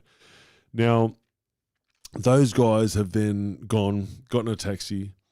What we found out later on is that they got in the taxi, they drove off in the taxi, bashed the taxi driver, stole the taxi, and then took off. You know what I mean? Sick. So we've made sure Eddie was okay, all that sort of stuff. I've gone back and looked at footage, and then the funniest part about it all, we had a lot of army boys because the army barracks wasn't far away. So we had a lot of army boys involved in our security company as well. When the shots went off, the initial shots, we all went, see ya, and turned and ran. You know what I mean? The army boys went, oh, what's that? And walked towards it. I'm like, these guys are weird. You know what I mean? They're not normal. And it's funny on footage, like, full just talking to someone and goes, oh, what's that? And walks that through. I'm like, yeah. Anyway, so everything was good. We all was sorted. We then had to go to court, right? So what they wanted to establish was, did he shoot into a crowd or did he actually shoot at Eddie? Now, because Eddie was the first one and they're talking backwards and forwards and how it all fight started, and then he was the one to get shot. So they actually determined that they actually shot at Eddie and he got something like 20 years instead of 10 or whatever it was, you know what I mean? Now, the best part about the Australian system is that we went into court and it was down in Campbelltown. So we got into court. We had to walk through the metal detector that wasn't on. So we've walked through the metal detector. We've all sat down. Now, I'm extremely good at faces, this, that, and the other. Now, we're sitting there, five of the boys, all security boys on that night.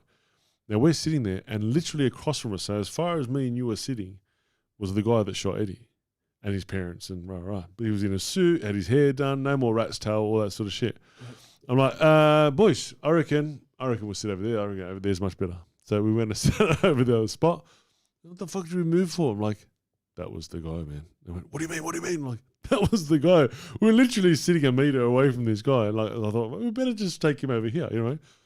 So from my point of view, that has been the most memorable, without a doubt, the most memorable start to finish security job or the incident, sorry, I've ever had to sort of deal with, where I've been shot at.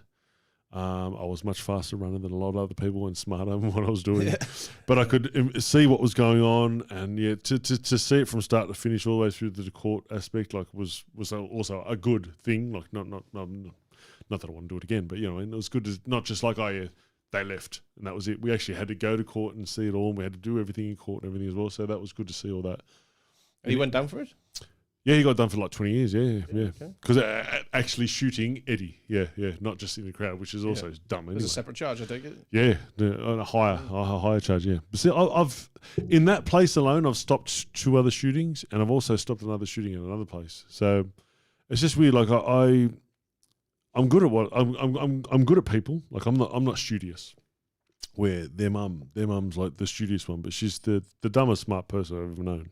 You know what I mean? So there's 2 ends of the story, obviously, where I'm not studious. So I can't sit there and read something and do an essay on it and all that sort of stuff. It doesn't go with me at all. But I can read people, situations, be involved with people, all that sort of stuff. Where a guy literally, there was 4 security guards out in the car park, and the guy went to his car, went to his boot, got the gun out, and all you hear on the camera from the camera operator was like, "Is that a gun?" And I went, "What the fuck?" My ears pricked up. I went, "What?"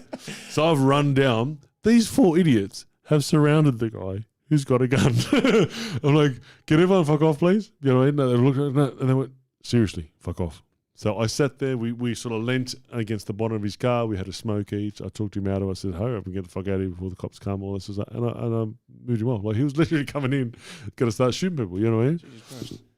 So I've had many stories. Obviously, there's a lot of punching on and fights and this and that I can't mention. I don't want to mention. It's not about that. But that one in particular, I can always tell, and people are always very interested in. So from the story, that's my most memorable story. Yeah. Let's get one more in. This one. Do you want? What type of question do you want? Whatever. A lot about boxing. That was a question. We'll come back to the rest of them anyway. There was a question for me about if I'm more worried about you stepping in the ring or working security. Yeah. Yep. It's a different type of worry. Like that's my answer. Like physically, I'm more worried about security because people are just dumb. Mm-hmm. People drinking are dumb. Like anything can happen, really. Yeah. False sense of confidence comes out and everything. Whereas like the ring, it's more like I worry about mental health. Like will you feel down if you lose? Like Yeah, it's more of that. Yeah, okay. That's my answer. It's a lot shorter. Alcohol's a wonderful yours. thing. No, alcohol's a wonderful thing. Like I've had a guy. He was literally, I don't know, 5'4", something like that. He'd been kicked out of the venue. This is at Mean Fiddler. What a great venue the Mean Fiddler was. Wow. Honestly, the best time of my life in security. It was a pub, but it was a ginormous pub that had about 1,000 people a night. Like it was really, really the place to go. Now, this guy got kicked out for fighting inside. Me being the tall white guy who can talk, I was always the doorman. You know what I mean? So here I am at the front door. Sorry, mate, you can't come back in. You had a fight inside. No. Backwards and forwards. Right? So he started talking about bikies. I'm like, listen, dude, everyone knows a bikie of some sort. Let's just fucking leave it at that. Like, there's no point whose dick's bigger. You know what I mean? Just fucking leave it. There's no, look. And he showed me his phone, which made me look down. So while I've looked down, he's gone bang and punched me in the face. So he's 5'4" spastic. You know, just something sorry, gentleman. Punched me in the face because I didn't let him back in because he had a fight. You know, I had nothing to do with any of it. So I've just picked him up and slammed him on his head. I'm like, fuck it. These are the sort of things. Alcohol is a wonderful thing, and people should stop doing it and stop picking on 6'5" like big white guys as well. You know what I mean? So I try not to get myself in anywhere near as much trouble anymore, but sometimes it happens. More questions? Okay. This one kind of relates to me. So, what are the meanings? Well, stop picking the ones fucking for you. What are the Welcome to the meanings? Angelica podcast. Hey, you invited me. I came all the way here. What are the meanings behind your tattoos on your chest? Eh? The tattoos on your chest. It says, e.g., the play, rewind, fast forward. I'm going to answer this. He just thinks it's cool. It's just it's just Dad likes music. just to represent music. Honestly, Yeah. That's literally it. I thought, should I have a treble clef and all this sort of stuff? I went, no, let's put that out there because it just represents music. That's literally it. So on my chest, I have my daughter. There's a little. That's the one I was going for. There we an go. There's an angel with Angelica. Oh my God, it's me. Angel with Angelica on it. On the other side, I have a pit bull. Around the pit bull, it says, it's not the dog in the fight, it's the fight in the dog. I like that one. I thought you were going to say it was a split personality. Nah, that's her. She's the Gemini. And obviously all the tribal and all the rest of it. But the play rewind, that's literally just my representation of music because I think... I think I was there when you got it and I was like, what are you getting that for? And you were like, music, I like music. I think people could do without TV. Yeah. They couldn't do without music. You know, I think music just touches a part of you and your soul and this and that and your mood and everything else. Like it can calm you and send you to sleep at night. It can pump you up and let's go party. Like there's so many and memories. Memories are always linked to music. 100%. You know what I mean? So like I think music's the best ever. You know what I mean? So yeah. Something else about you, Joe? No. Someone asked, who's your favourite all-time Parramatta Eels player? Oh. I don't think you've ever answered that before. No, hell no. No. I've never, Wow. Okay. Is it going to be one of the boys that you played with? Yeah, of course. Yeah. Like, I grew up in Parramatta, in Granville. So for anyone who knows where that is, that's Granville, next to Parramatta. Predominantly, at the moment, and for my growing up period, predominantly Lebanese and mixed classes, all that sort of stuff. I had no Aussie mates. I had Lebo mates. All my godparents are Islander mates from footy, or her mum's Filipino, so I had some Filipino mates as well. So I had no Aussie mates at all. My brother, on the other hand, he played cricket and all the dumb shit sports, so he had the Aussie connection. You know what I mean? No, I can't say that. Oh, cricket. Because I said, so I just didn't have those mates. So I'll show you something. These are my Jordan slides that go with the socks that I've got on. That's Granville style. You know, and if you know anything about Granville, you go to the chicken shop, get your Lebanese bread with your garlic sauce in your slides, and you're all good. That's Lebo styles. But I grew up in Parramatta. I played Parramatta Juniors in the 15s, 17s and 18s, I believe it was, back in 95, 96, around when all that Super League crap was going around. So I played front row in the 15s in the Harry Matthews. We won the comp. I then went to Wenty Leagues, so they only played half a season. I went to Wenty Leagues and we won the comp, got Rookie of the Year, made MCS schoolboys, like all of my first year. And then I played on the wing in the 17s. So I've gone from front row to winger, which is quite a contrast. But that was the year I played with Highmarsh and all those boys as well. So like they had a mad forward unit. So from a Parramatta's point of view, my particular one, like I know all the older fellas, but I don't know, you know what I mean? So I'd have to say Nathan Highmarsh would have to be my favourite player because from day one, he was like somewhat of a country boy, but he just did exactly what he did in the first grade from when he was playing in the 17s. He was just an absolute workhorse, and some guy in the centres would make a break, and all of a sudden there's Highmarsh tackling him in the back. I'm like, where the hell did he come from? Like, it was just an absolute animal of a guy, but really a nice fella as well. Nice fella even when at the Fiddler, and here I am. It was raining, and someone's gone, come look at this. And I've gone, all right. So I've come out. The outside area was still going, but it was raining, and here's Highmarsh. Dancer by himself. Out in the rain, I'm like, time to go home, dude. You know what I mean? So I'd have to say, yeah, Nathan Highmarsh for sure. All right. What's your glove brand preference? Oh, preference. Preference. That brings me to Moist Mondays. Anyway, all right, listen. For a fight glove, I've found that Rival has been the best. Above me, to my right, is one of my Rival gloves. They've sponsored me for quite a few years, and through... Am I allowed to give some sort of a plug, or am I not allowed to? Yeah. Okay.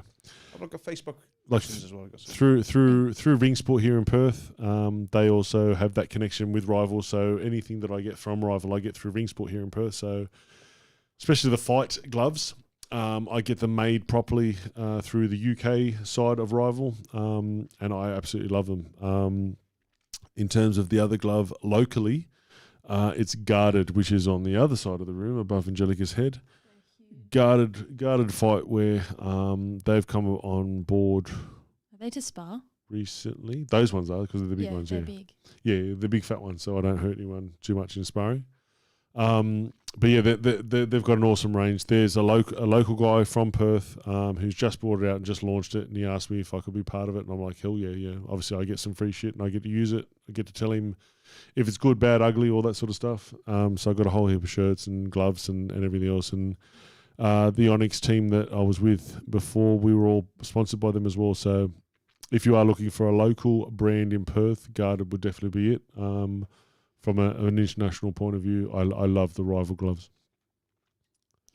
Same guy asked hardest puncher you faced. What was his name? It's Spoider. Spoider. It's Spoider. Listen, it's Spoider. The hardest puncher I've faced was in sparring, and that was Mark Hunt, without a doubt. Mark Hunt. It was back in the early days in Penrith, EFG days. Shout out to Tama Tahuna. But yeah, I was very, very fresh at that stage. Hadn't had much training at all, and they said, "Yeah, just jump in there with Mark, you'll be right." So here I am sparring Mark Hunt, going bang, bang, bang. He just looked at me, smiled, and went boom, and hit me straight in the forehead, and literally shocked the shit out of me. Like, oh wow, okay, this is the sort of sparring I've got now. You know what I mean? So, let alone having a boxing fight with the guy with your hand wrapped in 10-ounce gloves, and or if you're 4-ounce gloves for UFC, you know what I mean? Like, dude can hit, you know what I'm saying? So that will bring me to my later question, later subject about footballers and stuff, because he's fighting Gallen soon. But yeah, well, Mark Hunt is the answer to that question, Spider. Okay. And then this one takes you on a bit of a tangent, so I'll just read the whole thing. Okay. Peter Sue on Facebook says, "Hi, I'm asking what happened." Peter Sue. Ah. Okay. What do you mean? I thought you said something totally different. Yeah, well, you thought I said you and Coke as well. You know? your headphones okay?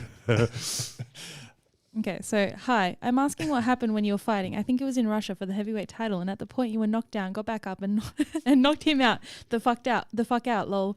I think that was round 10. You won the title, but they took it off you, and I think because they tested you and said you were on some drugs. So my question is, were you on drugs? Well, that is an awesome question. Yes, I fought in Russia. I was going to say, what? No. Technically, it was Chechnya.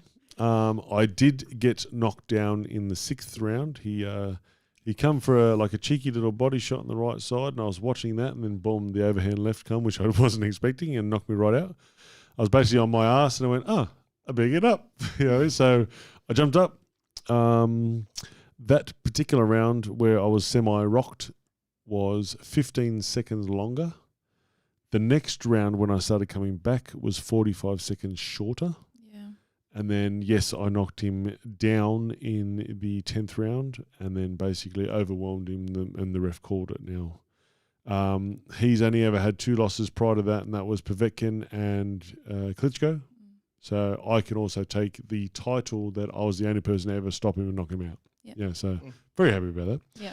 Now, and when that it was comes his to the retirement drugs, fight as well, wasn't that it? he's never fought since. Yeah. Now, when it comes to the drug side of things, now I was going to Russia. Now, people are saying, "Oh, what an idiot! Why this voice keeps coming on every time I say that?" It's like automatic. I swear to God. Anyway, people say, "Why would you possibly want to go to Russia to fight?" I'm like, "Well, do I give up the chance to fight for a world title just because I don't want to go to Russia?" You know what I mean? So I went, knowing that it was Russia, knowing that they were. I think it was at the time they were banned from the Olympics for all the drugs and all that sort of shit. So I personally, now me. People were saying you should have brought your own food for the whole camp as Yeah, well. that's just dumb. But yeah. But there were lots of things that Gotta have a lot of money for these sort of things. But people were also this was before the world. You know what I'm saying? Yeah. Yeah. But I knew I was going to Russia, so I personally paid to get tested, or both of us to get tested. Yeah. So knowing that I'm going to get tested, why would I take something? Now, I would also have to take it from Australia through to Russia, through to Chechnya, all the rest of it. Now, clenbuterol is for horses with bronchitis. I've had to look into this, something shocking. So I remember I looked at it too. But it was really dangerous for you to take because the dumbest thing I could have taken ever. It elevates your heart rate, and you could have had a heart attack. Yeah, give you the shakes and all sorts of stuff. Yeah, I remember you being like, I was really nervous and all this stuff. And then in hindsight, it's probably just this bullshit. Why the hell would I take that? So it's for horses with bronchitis, and like bodybuilders and shit like that use it for stripping, for basically stripping weight. Now, I got tested 3 days before the fight in Chechnya and was completely clear. So if I was to take something before a fight, I would have come up in that test. You know what I mean?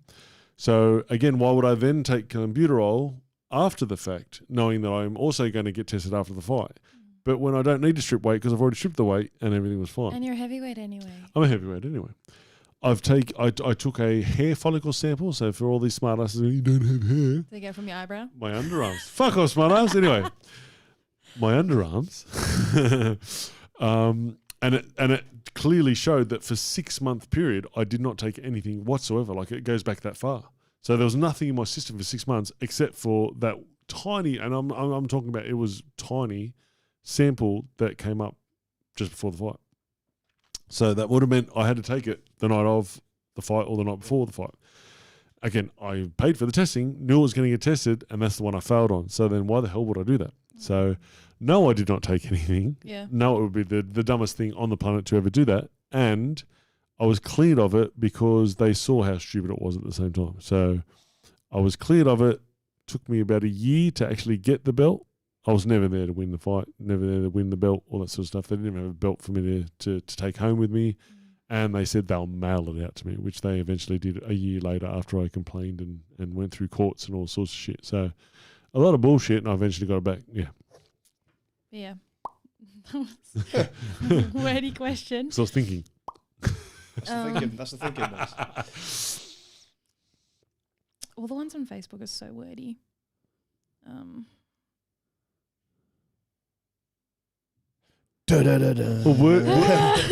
wordy's better than nerdy, isn't it? All right, Dad. You're actually so lame. There's a lot about It won't look good to About insult my fighting. daughter on live fucking YouTube. Huh? What? What? What? Do you wanna pick one? Because a lot of them are boxing related. There's one here that can be Yeah. beneficial to you. Okay, there we go. So, Ann and Tom, I think I've said his name right. Have all your tattoos been done by the same person? And who does all your videos and photos? They look pretty pimp. Oh, nice. Pimp. Pretty Here's good. a See? chance. You're saying I'm lame and this guy's calling me pimp. Come on. Well, I just want to say the same person that does all Dad's tattoos also does mine. If anyone's interested. Settle down. I am originally from Sydney, so they started at Blacktown Tattoo, which was the initial sponsorship deal that I had with Ferret, who owned the shop back then. Moved to Perth, so that all went out the door. It was another shop for a small period of time, and then I hooked up with Buff at Lost City Tattoo in Spearwood. Lost City Tattoo in Spearwood. So Buff's a good mate of mine. We have sparred many times. He loves a good body shot. He jumps in the air to avoid the body shot. He'll laugh at this when he sees it. But no, we're very good mates. At this point in time, obviously I've got enough tattoos to last me a lifetime, but I go there, I get a few things done, we have a good old chat, an hour or two, and just basically do a catch up and everything else. So my daughter, my son, my missus all get their tattoos there as well. I think it's a great family environment and everything else. So most of it was done in Blacktown Tattoo, but a good half of it has been at Lost City Tattoo in Spearwood. And I think you said Boof was going to sponsor the tattoo in the way that I think, didn't it? If you Boof, mate. Boof. Boof. Boof. I feel like it's a Welsh accent. Boof. Boofhead said he was going to sponsor this podcast in the way that if Yes. somebody mentions the name and goes into the store. Yes. So Really? basically, I've had a chat with Oh, Boof, nice. and he's basically said Does it work on me? it works on anyone. Please don't Buff. That's right. Say, hey, Boof. Boof. Glenn sent me.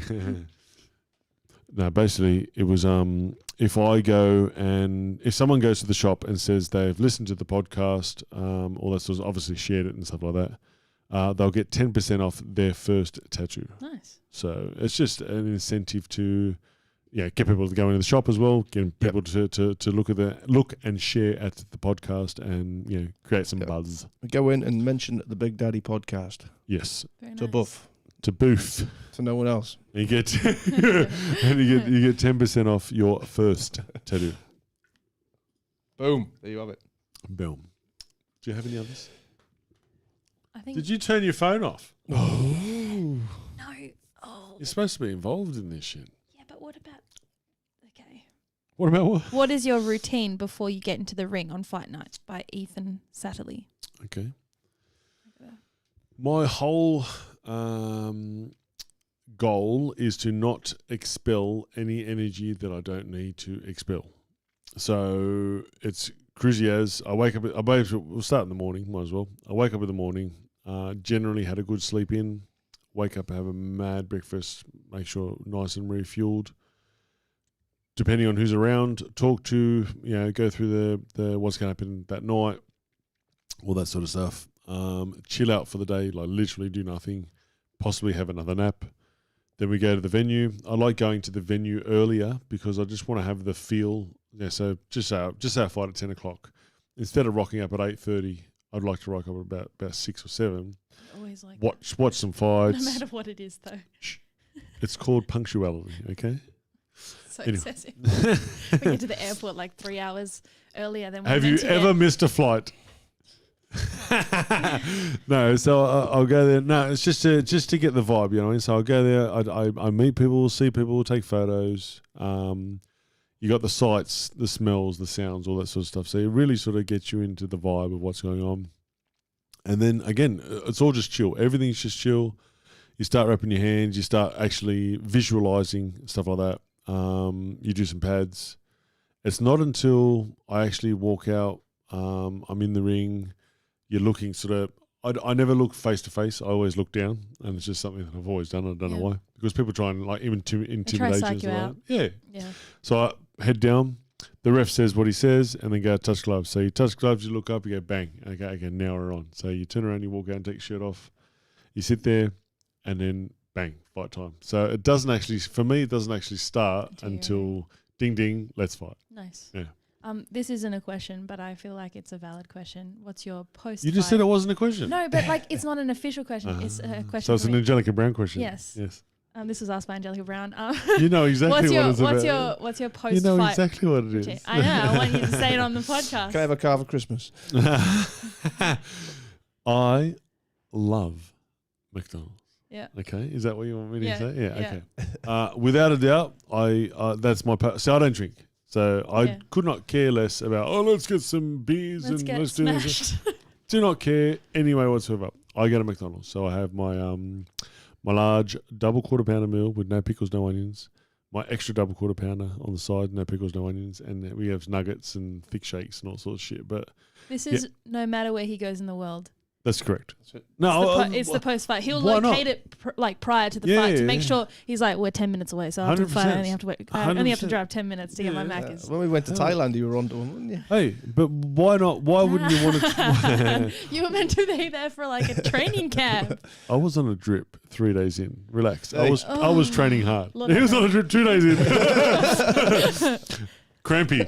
Oh my God. He was cramping. I was just dehydrated. But yeah, I also think it's a great idea to try McDonald's in different countries. Yeah. We actually do that though, in our Great. family. It's Yeah. we compare.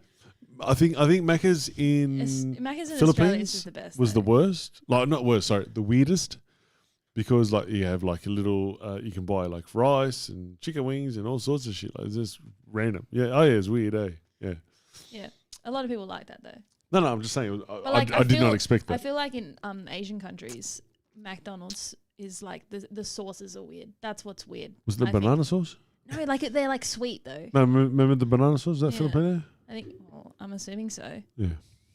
That was the weirdest thing. I went to a hot dog place and they put banana sauce on it. I'm like, what the fuck do I want banana sauce? Yeah, it was weird, yeah. I didn't eat. I sat there and went, fuck, I'm not eating. That blows the conversation of pineapple on pizza out the window, doesn't it? Okay. Pineapple and pizza. Yeah. Love. Pineapple. Oh, good. We've got 3 loves. Yeah. There you go. Nice. Nice. All right. I got another. Any other Angelica questions? No questions. So you've answered who punched you the hardest. Yes. But they want to know who was the hardest opponent to face, though. Okay. Now, this may not. You got those people that are in the voice that I use, but it was the hardest fight for me because I wasn't right as well. Like much like the white fight, it was Andre Rudenko. Now, Andre Rudenko was in UK. It was for a couple of belts. It was still under the Hatton banner. I thought to myself, I'll be right. I got the power. I'll just punch him and it sorts things out. You know what I mean? So it got to the 5th round, and in my head, I talk to myself all the time. It's quite a lovely place to be. I talk to myself and I'm like, fuck, this is how I lose my first fight. You know what I mean? So I was 5 rounds in. Not that I was losing. I was just like, wow. Like, I don't know how I'm going to be able to keep this shit up. You know what I mean? So from the 8th round onwards, so 8 to 12, I really had to come back and really dig deep and fight back. And I think I won by like 1 round in the end, a full 12-round fight. Now, he had the hardest head that I've ever hit because like when I took my gloves and my wraps off, I had skin off my knuckles. You know what I mean? So like we just bashed the shit out of each other for the whole time. You know what I mean? So obviously no one got knocked down. Just bang, bang, bang, backwards and forwards, back and forth. So headbutt in the lip, my tooth coming through my lip, my headbutt here, cut here. Like I had about 5 different cuts. Absolutely exhausted, like wickedly exhausted. And it was just one of the hardest fights I've ever had for that reason. Now, if I was fitter and more conditioned, all that sort of stuff, I would have been in. But from that point, I think that was the turning point for me where I thought I can't go into a fight not conditioned. Obviously, that didn't happen for the white fight either. Yeah. But from there on, I didn't want to be there and think, wow, like this is how I lose. I was having this conversation with me while I was fighting, you know. So yeah, that was the hardest fight. Okay, I didn't actually know that. That's going to be the answer. Lucky you asked. I thought you were going to say Julius Long because you broke your hand. That was just weird. Like I never had a fear of him. Yeah. He's a big bastard, you know what I mean? Yeah. And like, here I am in the first round. I thought, like I said before, I throw punches just to see how they react, and then I can plan shit from there. So I've just thrown my hand up to see how he react to me throwing an overhand. And I landed and broke my thumb. First punch. Or first right hand. I thought, fuck. I've gone back to the corner, and Jeff Fennick was in my corner for that one.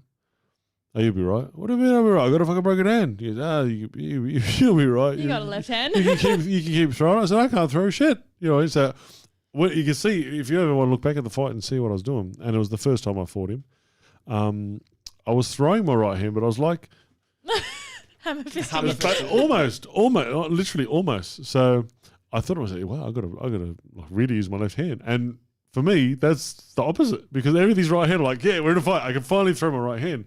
So I jabbed and hooked in it, and I ended up having like eighth round, maybe ninth round. I had to knock him out with my left hand, so I finally got him. But the second time I fought him, didn't break my hand. Third round, gone. I remember watching that, and I was like, "What the fuck is he doing?" Yeah, I was like, "Did he just change to southpaw or I know, something?" I was like, "What's going on?" But again, you get these dickheads on social media. Oh, what a shit fight! You look shit. I had a fucking broken hand. I fought him one-handed and still won. You know what I mean? Yeah. Fury or AJ? I think Fury, because I think AJ's a great boxer, great amateur style, all that sort of stuff. But I think Fury, being 6'9", the way he moves, boxes, his boxing intelligence.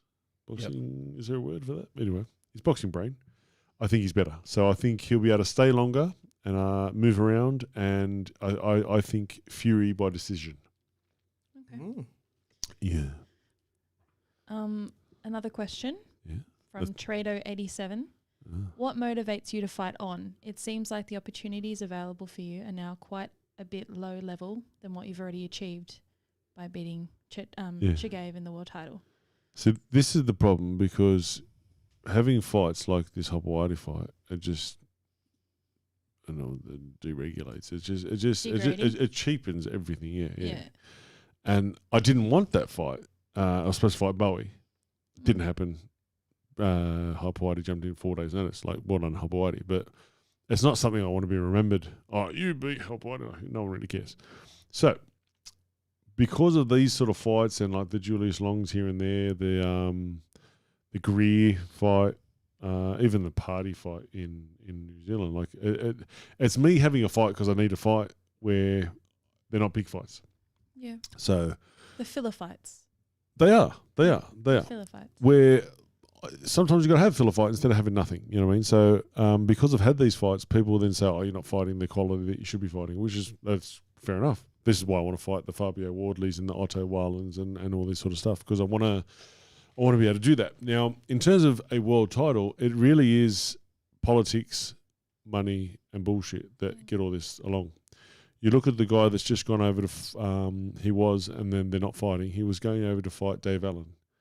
His name was, Greg, can you help me? I can't remember his name. Fuck. He's from America. He's 19-0 with 19 knockouts.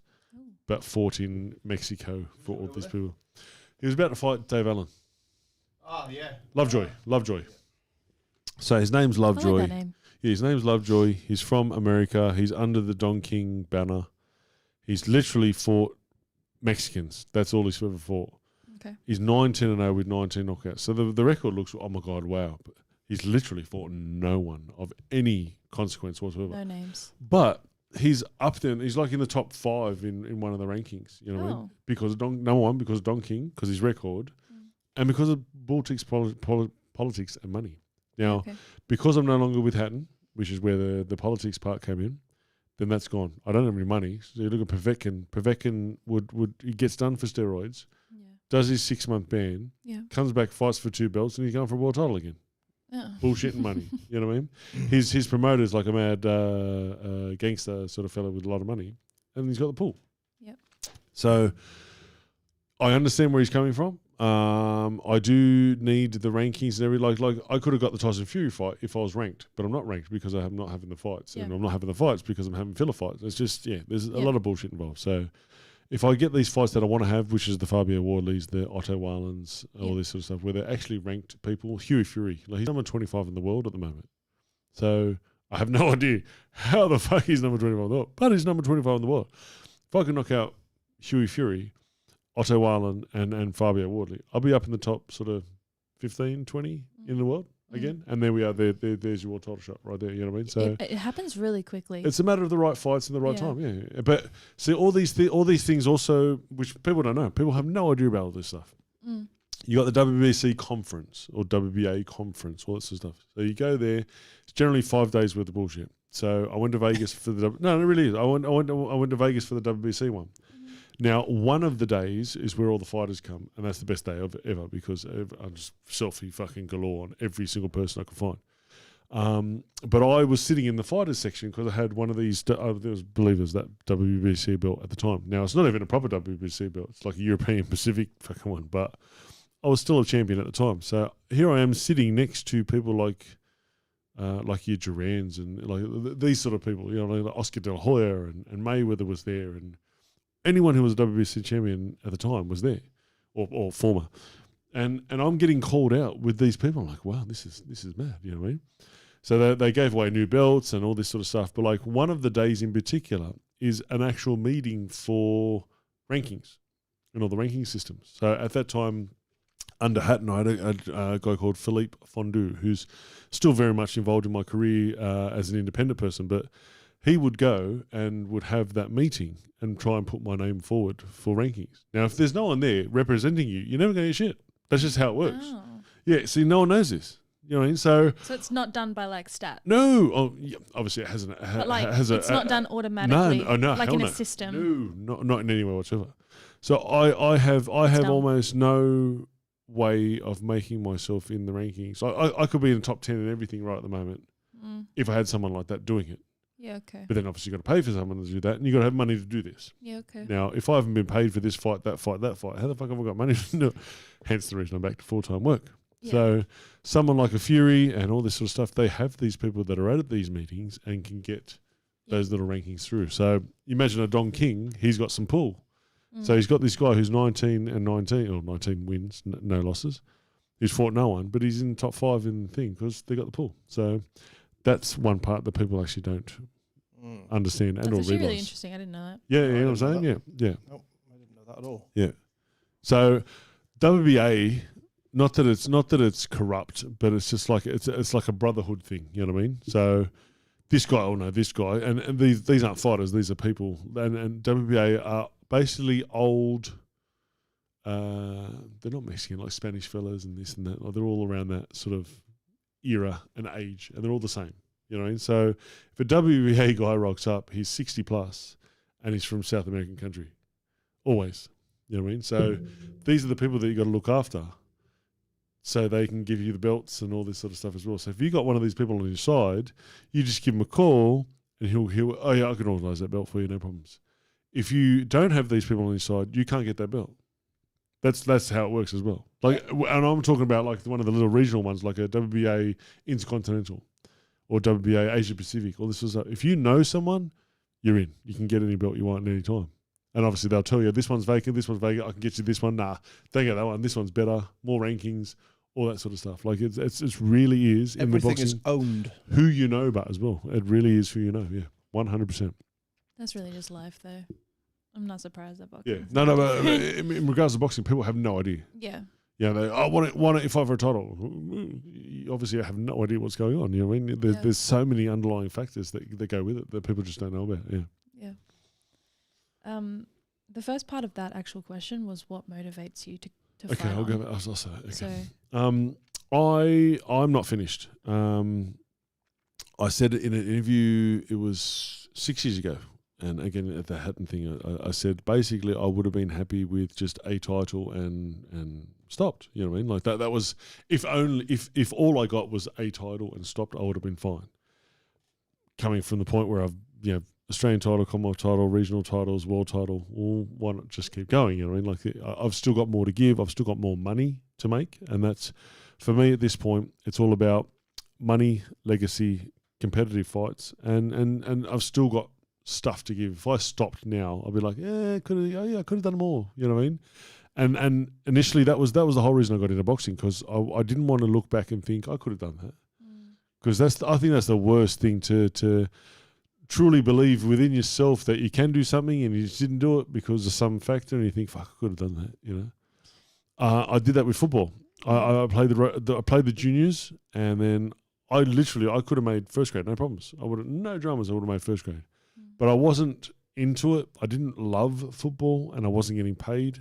At that time, I got married and had a little one, all the rest of it. So I was going to say, a lot of people don't know that the reason why you didn't have amateurs and all that stuff is because you were working like 70, 80 hour yeah, weeks. exactly, yeah. And I always wanted to fight, but it just never really happened. You know what I mean? And the only reason I got into fighting is because they moved to Perth, and I had all this time on my hands, and I thought, okay, I don't want to look back and think, what if? Let's start fighting and see where we go. And that's how it all started. You know what I mean? So yes, I'm 41, but I've been inactive for 4-ish years. Inactive meaning only the one fight a year and all that sort of stuff, and or shit fights like Hawaii. So I've still got some good fights to have and some good money to make. I don't want to end my career and think, oh, you're a world champ, what are you doing working security again? Like, it's shit. You know what I mean? It's nice because people are always nice, but that's not what I want for myself. I want to make something of myself and be able to do something after boxing. So that, I think my kids are proud. I think I've proven myself to be a good boxer at a world level. I got the world title at home, right there. I got the world title. So from my point of view, I don't really have much to prove anymore, but I do have much to give, and I want to make money and leave a good legacy behind. So that's basically the motivational factor. Just on about being proud, very proud, because of the achievements, but also how you handle losses and stuff.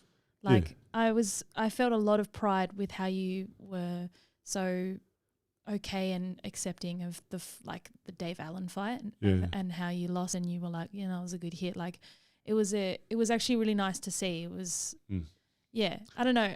I don't know why I didn't expect it, but it was kind of just. I think I got more followers from that fight than anything else, because they liked the way that Hannah and the sportsmanship between the two of us. We didn't have to badmouth each other. We didn't have to say you're this, you're that, all that sort of stuff. We just, let's laugh. We're going to punch shit out of each other soon. You know what I mean? And we did.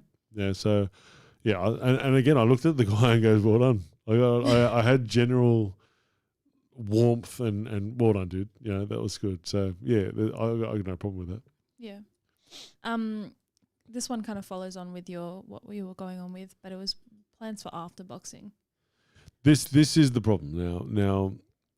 I won the world title. It was okay, like, it wasn't bad, but it was an okay payday. I still had to pay 25% to this guy, 15% to this one, 10% to this one, and then 10% to the lawyer. I remember you ended up coming home with 50% of it. Yeah, pretty much. So again, people don't know this. They're, you must be a millionaire. Like, especially all the UK people, because I won a world title, they think I'm a millionaire. You Google Dad's net worth, and it's like, I laugh at it. I'm like, what the fuck? Where'd you get that figure from? 17 million or some shit. Like, I'm like, well, fucking wish so. Like, yeah. The most I've been, okay, this comes back to one of the things I wrote down, which is purses. One thing that people don't know, the most I've ever been paid in Australia was 25 grand. The most. And that was before percentages. So I took home 17. You know what I mean? Normally my fights in Australia, which is quite sad, 5 grand, 3 grand, like, yeah. So after my world title, I fought Greer. I paid 15 grand. So I had to pay 15 grand. After my loss to Dillian White, I fought Long, and I got paid 3 grand. So this is a former world champ, and I'm getting paid 3 grand in Australia. Like, it's ridiculous. You know what I mean? So this is why I want to concentrate on UK and America, because they actually pay people, because they pay them the way they should be paid. Yep. And I'm not talking about the millions of dollars that obviously the top guys, Canelo and all these guys, are getting, but it's still something, you know what I mean? So I'd finally made it to the point with the WBA title, and then they basically ruined my entire life and career all in one go, because I'm now back to getting 3 grand per fight.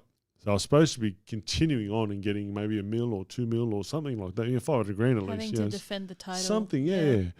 And that would have been my house or houses or business or something, where I've basically gone back to 3 grand and living off my fucking fight purse again and nothing. So that goes back to the motivational part. The motivational part for me is where I do want to make some money out of fights by having these good fights. but set up something where it'll be a house or houses where they get the rent back and all that sort of stuff. Yeah, start a business, start a gym. Yep. So that's what I want from boxing. I don't want to end up on the doors again. You know what I mean? I could very easily go and be a trainer somewhere as well.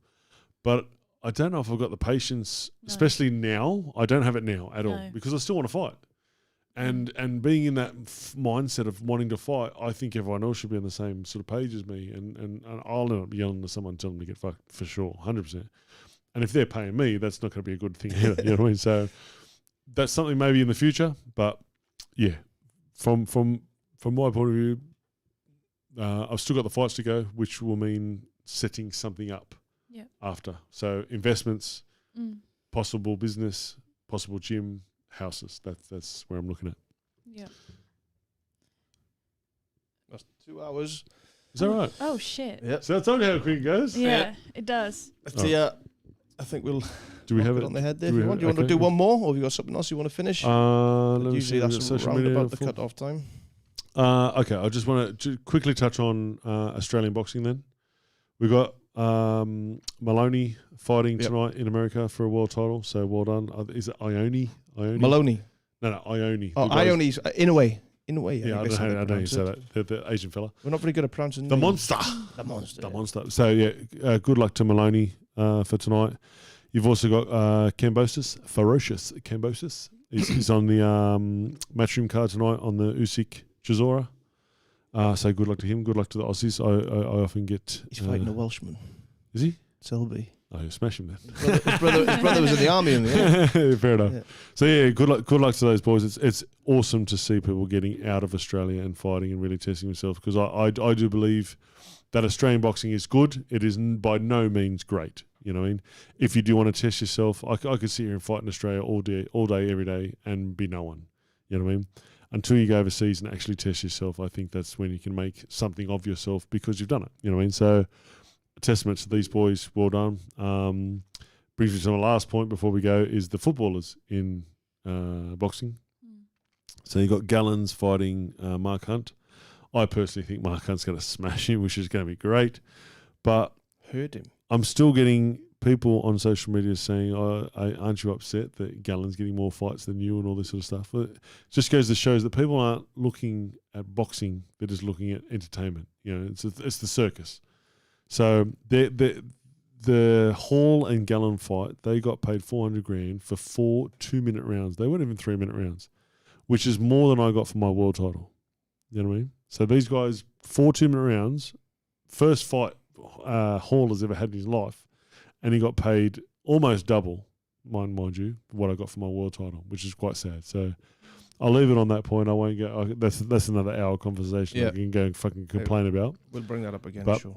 I would like to thank my favourite daughter, Angelica, for coming to the... We'll definitely get you on again.